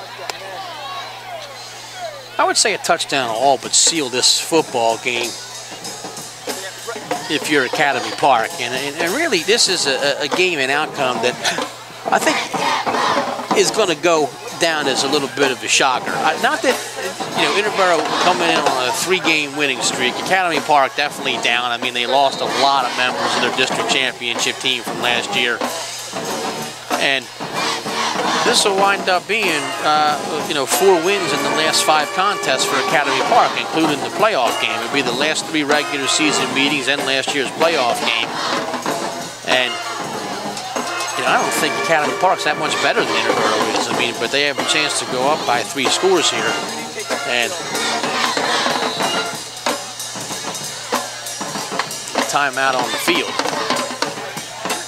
Got 10:06 to go. Academy Park calls that timeout.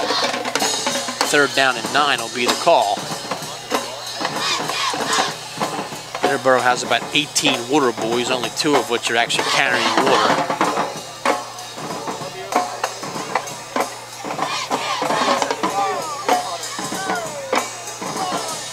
All of them under 3 feet tall.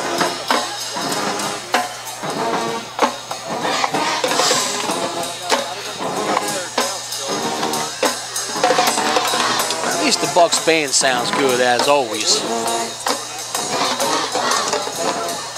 You always have that. The cheerleaders in fine form, as usual, as well. Coaches Ladislaw and Salisbury. And they did a real nice performance at the pep rally today. Complete with lots of stunts and a lot of backflips and what have you. I don't profess to know a lot about cheerleading, although I married one. It's not something I know a whole lot about, but I know that from court level in the gymnasium, it certainly looked good. But everything looked good at the pep rally. The dance team was on top of things. The band sounded great. All the skits by the homecoming court were fantastic, tasteful, and everything. It was a good day barely up until we got here. And that pass is in the dirt, and it'll be 4th down. So Academy Park will no doubt go for it here and try and punch another one in the end zone. That play took all of 3 seconds off the clock. Good to see some familiar faces from the class of 2014 back here for homecoming. A lot of kids that I had in AP classes last year. Good to see them. I don't get to see them a whole lot anymore. Obviously, they're away at college. Communicate a bit via Twitter.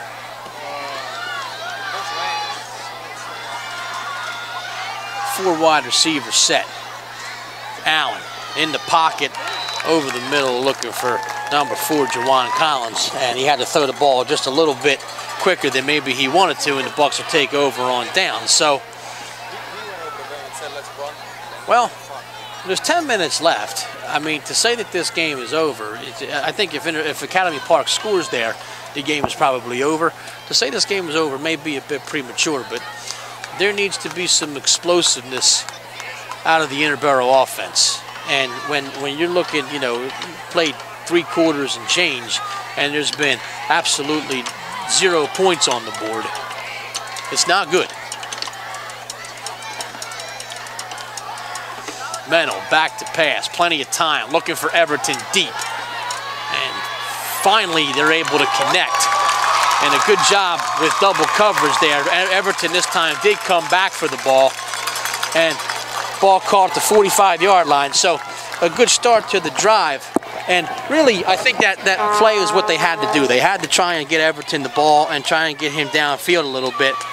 And I know that's not necessarily the offense that Coach Lennox likes to run, but Mark Everton is your most explosive player, your most dangerous guy with the ball, and I think it's just high time to get him the ball more often. Bay on the outside, he's got to catch that ball. Incomplete. Take somebody out. He catches that ball and breaks 1 tackle. He's off to the races. We'll see how big that Academy Park's inability to score a touchdown is. Just want to give a big shout out to Mother Nature, or, you know, if you're a spiritual person, thank whoever you want to thank. Is all week they're really calling for, at times, torrential downpours. And here we are with 9.5 minutes to go in the 4th quarter, and we've had no rain whatsoever. This game has gotten in. May, he's going to throw it, or he's looking to throw it. Now he's going to run. May puts his head down and gets up to midfield. So he was looking for to throw on the option play there, but was unable to find an open man. He was looking for Everton. I think Everton got maybe a little bit farther downfield than May was comfortable throwing it. And he did the right thing, put his head down and ran, and actually turned a play that could have been a negative into a 5-yard gain. So 3rd down and 5, ball spotted right at midfield. No doubt 4-down territory. The option pitch to Bay. Bay past the 45 to the 44. Yeah, no, that's a hell of a play.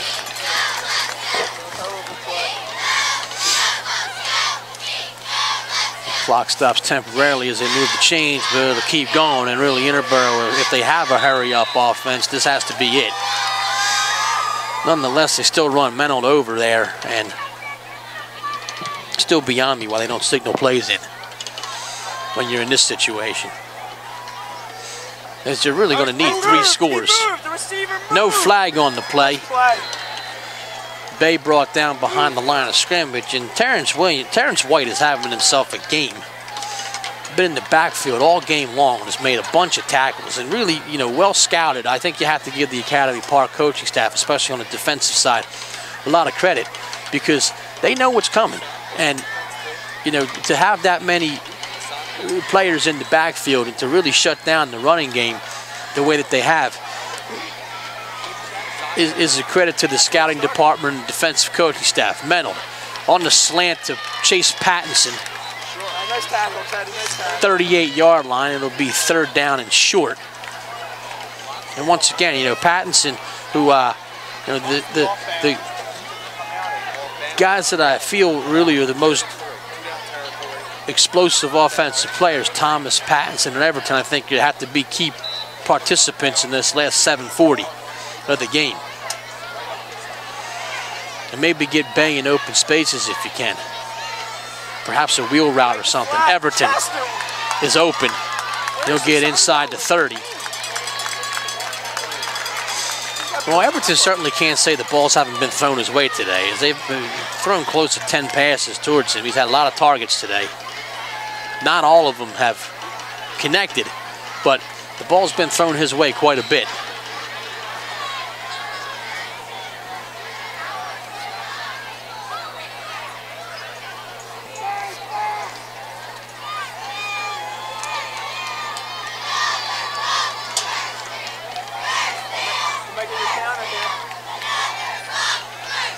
Pump fake by Mental, and he'll go down at the 32-yard line.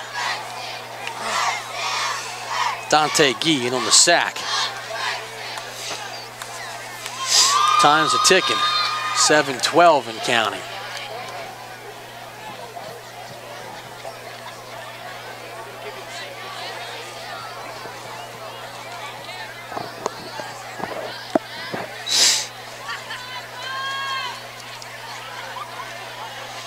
So it'll be 2nd down and 13, and really they've let 20 or 25 seconds expire. Reverse play, this time to Everton. This has been a good play. Mental throws a little bit of a block. Everton stutter step and gets out at about the 26-yard line. AP does a nice job to not whack him when he's out of bounds. And really a play that has gone for big yards earlier in the year just goes for about 4 or 5, and it'll be a 3rd down and 8. So Coach Lennox definitely opening up the playbook.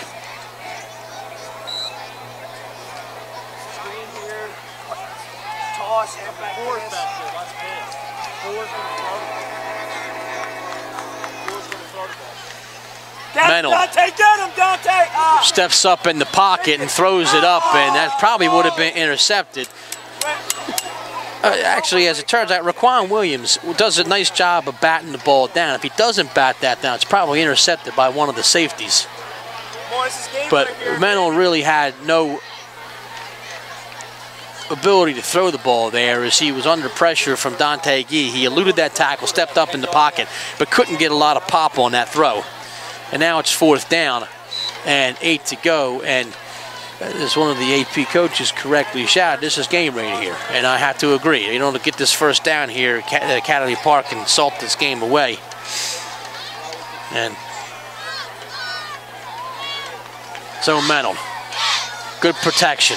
Pump fake, throws to Everton, and just nothing. It's picked off by Clarence, and really he should have knocked that ball down, but it is an interception, and they'll give him, it'll be at the 4-yard line.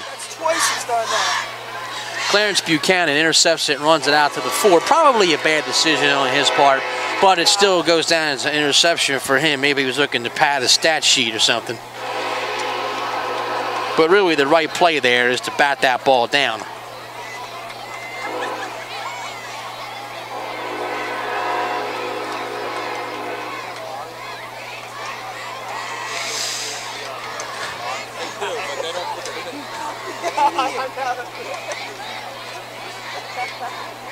Out of jobs.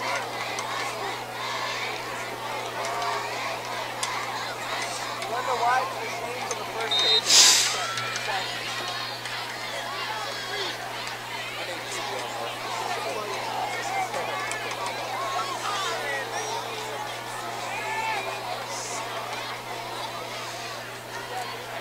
So AP is trying to knock some time off the clock, just running the ball, and that's the smart play there. 6:14 and counting.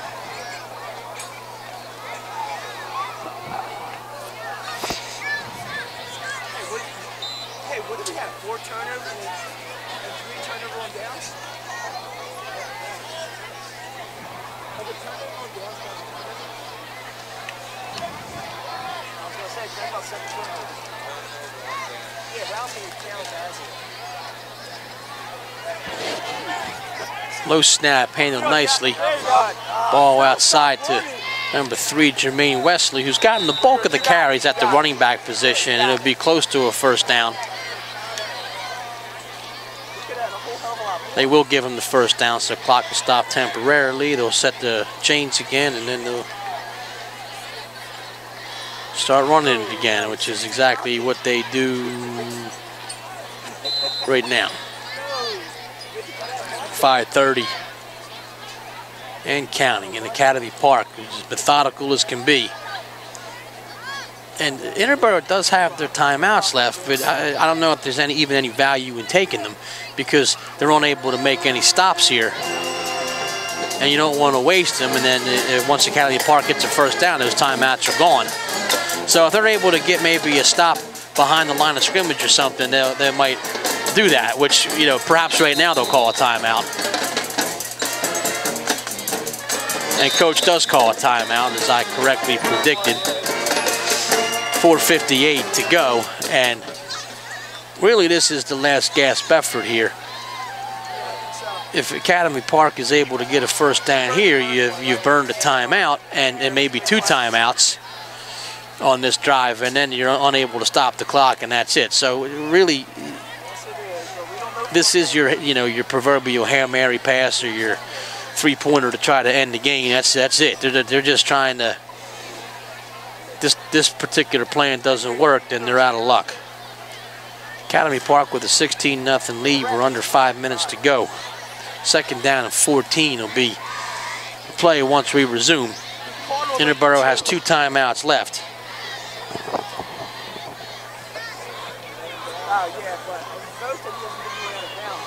Another play behind the line of scrimmage will undoubtedly result in another timeout. But an Academy Park first down, and really this effort is wasted.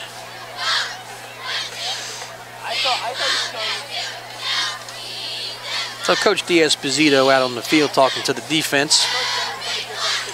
Guys are definitely tired as a number of these young men play on both sides of the ball.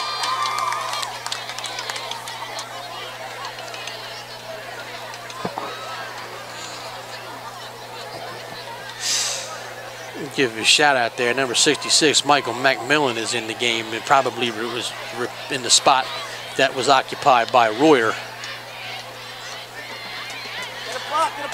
Allen, he gets a block and a good one, and they're going to call that a block like at the knees. So it's going to, this play is going to come back. Behind the play.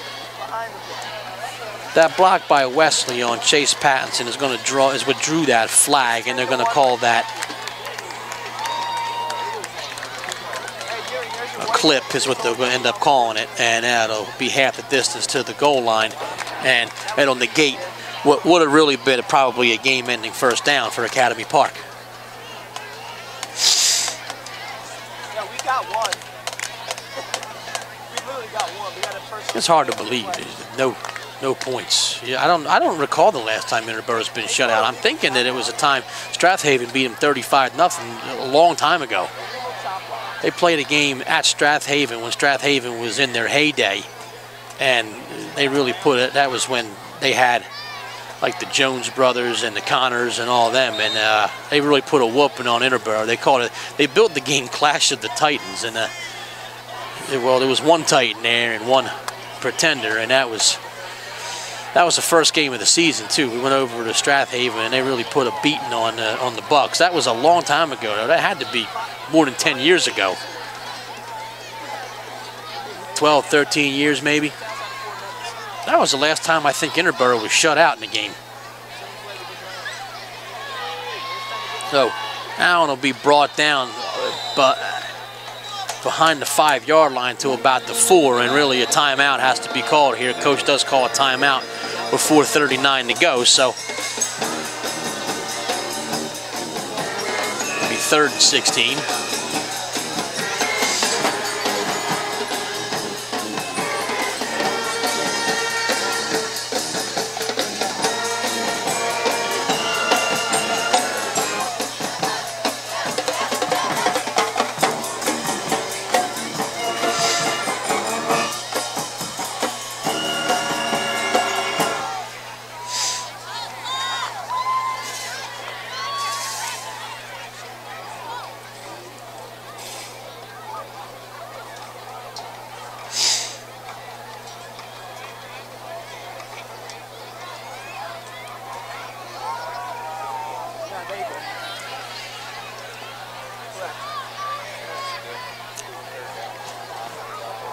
I apologize for the dead air. I guess I'm just speechless, which can't say happens a whole lot, but to see really a team that has fought back to even their record at 3-3 come out and lay an egg like this is a little bit disappointing. And you know, I don't want to downplay the effort of Academy Park. Coach Wojcicki is an excellent coach, and he's assembled a fine staff.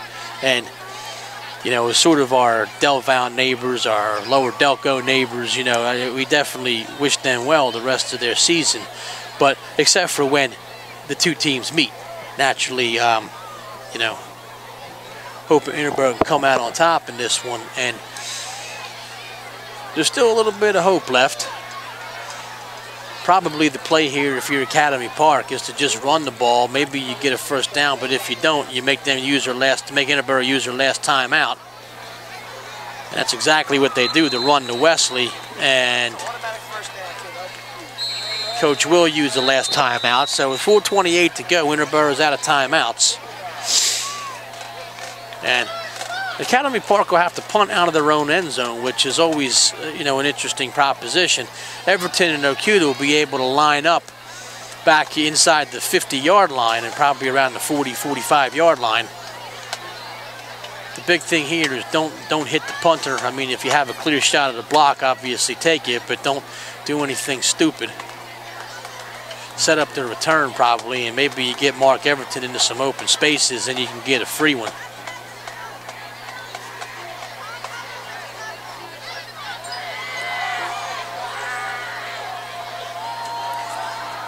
I actually think this decision, it looks like they're going to go in the single safety. Everton will be the only punt returner. And I actually think this is the right move here. Set up their return. He has coverage over top, so he can be. Oh, Ingram back to punt. He's at his own end zone, and the snap is high. He does a nice job, and they almost get it. It's a shallow punt, and it takes an Academy Park bounce, as it just seems like everything has tonight. And they'll stop it at the 43-yard line. So a punt, high snap, almost blocked. The punt that probably went about 30 yards in the air, and it rolled 15 yards, and Interboro have the ball at the 43. So 4:18 to score 16 points to tie it, 17 to, so you need 2 and 2 two-point conversions just to tie this football game. Tall order, no doubt. Menold and the offense will take over. You'll see what happens. Shaw, the fullback. Naeem Bey at the tailback position. Everton, the only wide receiver. They look to him. Actually, they look to Okuda, and it is overshot.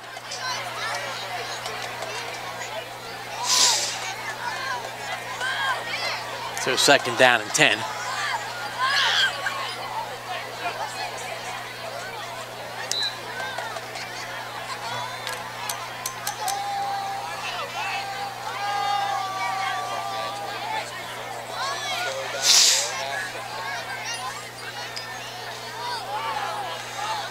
Menold finds Chase Pattinson. Academy Park right out him though. 4 or 5 guys wrestle him down, and they get to the 40, so it'll be 3rd down and about 6.5. No ability to stop the clock unless they get a first down or get out of bounds, so clock's ticking under 4. Interboro still huddles up.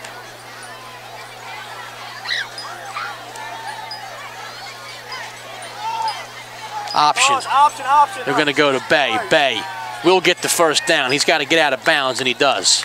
Smart running by Naeem Bay.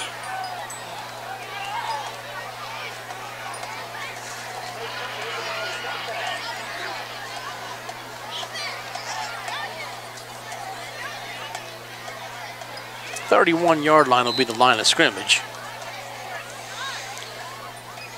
Academy Park certainly wants to keep this shutout going. So they have everybody still in on defense. They're going to do their best. Hopefully Interboro doesn't shoot themselves in the foot. Mennel eludes pressure. He's going to go down to 35. Good pressure, yeah, third. Second. Once again, White is in there as he's been all game. Also, a real strong game play by number 40, Anthony Below, today. He's been in the backfield quite a bit. Nobody open downfield for Sean Mennel. And he takes the sack, which is, as you know, you never want to do when you're trying to play catch-up and the clock is not your best friend. Mennel. Pass to Everton is incomplete, and it'll be 3rd down and 15.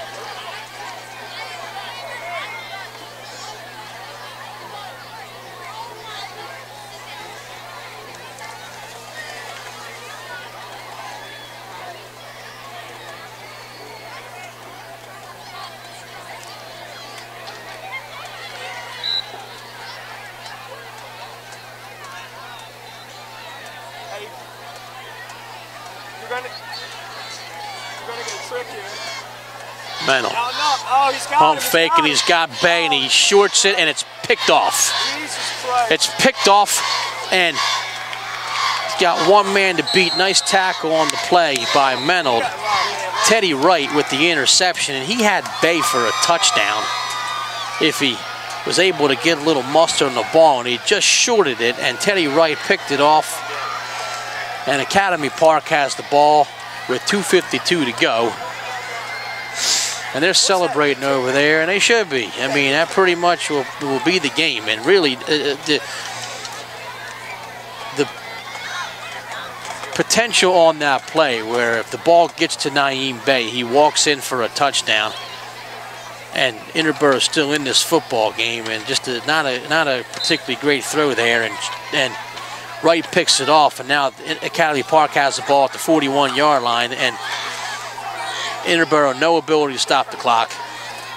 Wesley gets nothing, but it doesn't matter.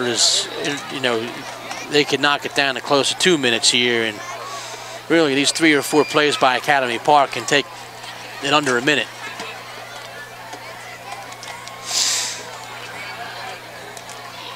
So AP will win this football game.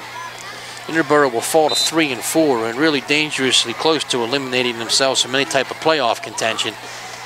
It is 3A, remember, and a lot of teams do get in, even teams that don't have great records. So, and Interboro has a couple of chances in the next few weeks to, you know, get ahead. You know, Chichester and Glen Mills, they're not particularly great football teams, but you know, anything can happen. Chester after that. Allen keeps it. He'll be brought down behind the line of scrimmage. Again, no timeouts. May on the tackle. Thomas on the tackle. Mix it. Minute 45 and counting. Really, the only question left is where am I going to eat?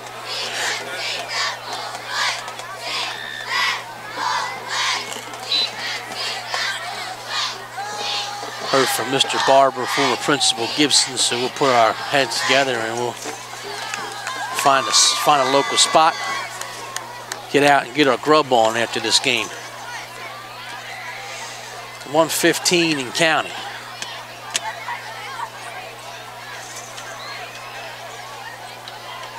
On the sweep, Inbounds. and he stays in bounds. Exactly what he needs to do is Jawan Collins. I don't know why the clock stopped, because I don't think he got out of bounds.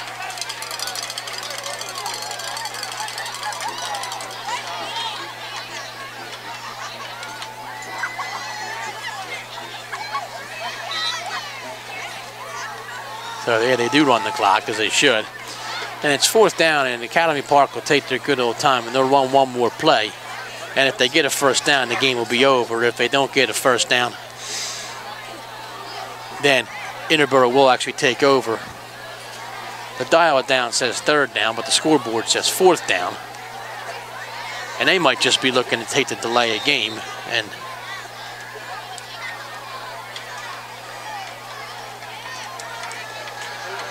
actually they call a timeout here with 30 seconds to go, and that's just the stupidest thing I've ever seen.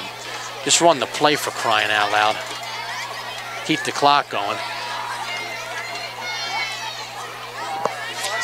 Absolutely no need for a timeout here. Yeah, I was there.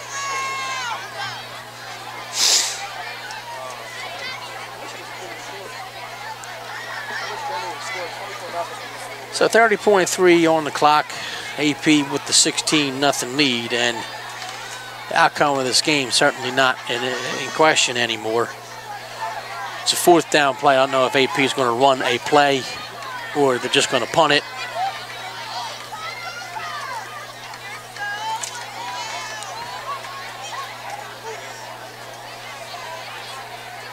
They look like they're in punt formation here.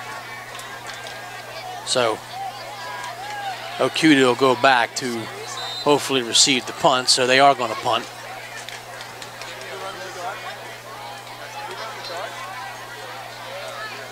And the snap on the punt. And looks like it's going to go into the end zone for an automatic touchback, so we'll stop the clock again.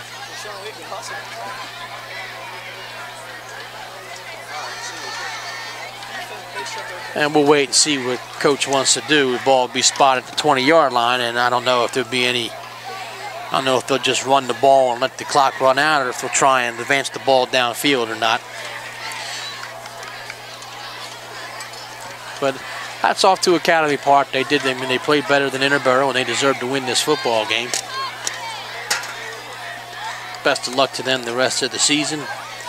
And we certainly are thankful that you guys were able to stick with us for the duration of this game. We hope that it doesn't spoil the rest of the homecoming. Tomorrow night, the homecoming dance will take place. Lamar Shaw, head of steam, doesn't get out of bounds, and that'll be it. 18 seconds, not sure if Interboro will be able to line up and get another play. They might be able to get one more play. Shaw with a nice 16-yard run, though. One last play, Mennel gets out to Okuda, and actually he gets out of bounds, so they will run another play.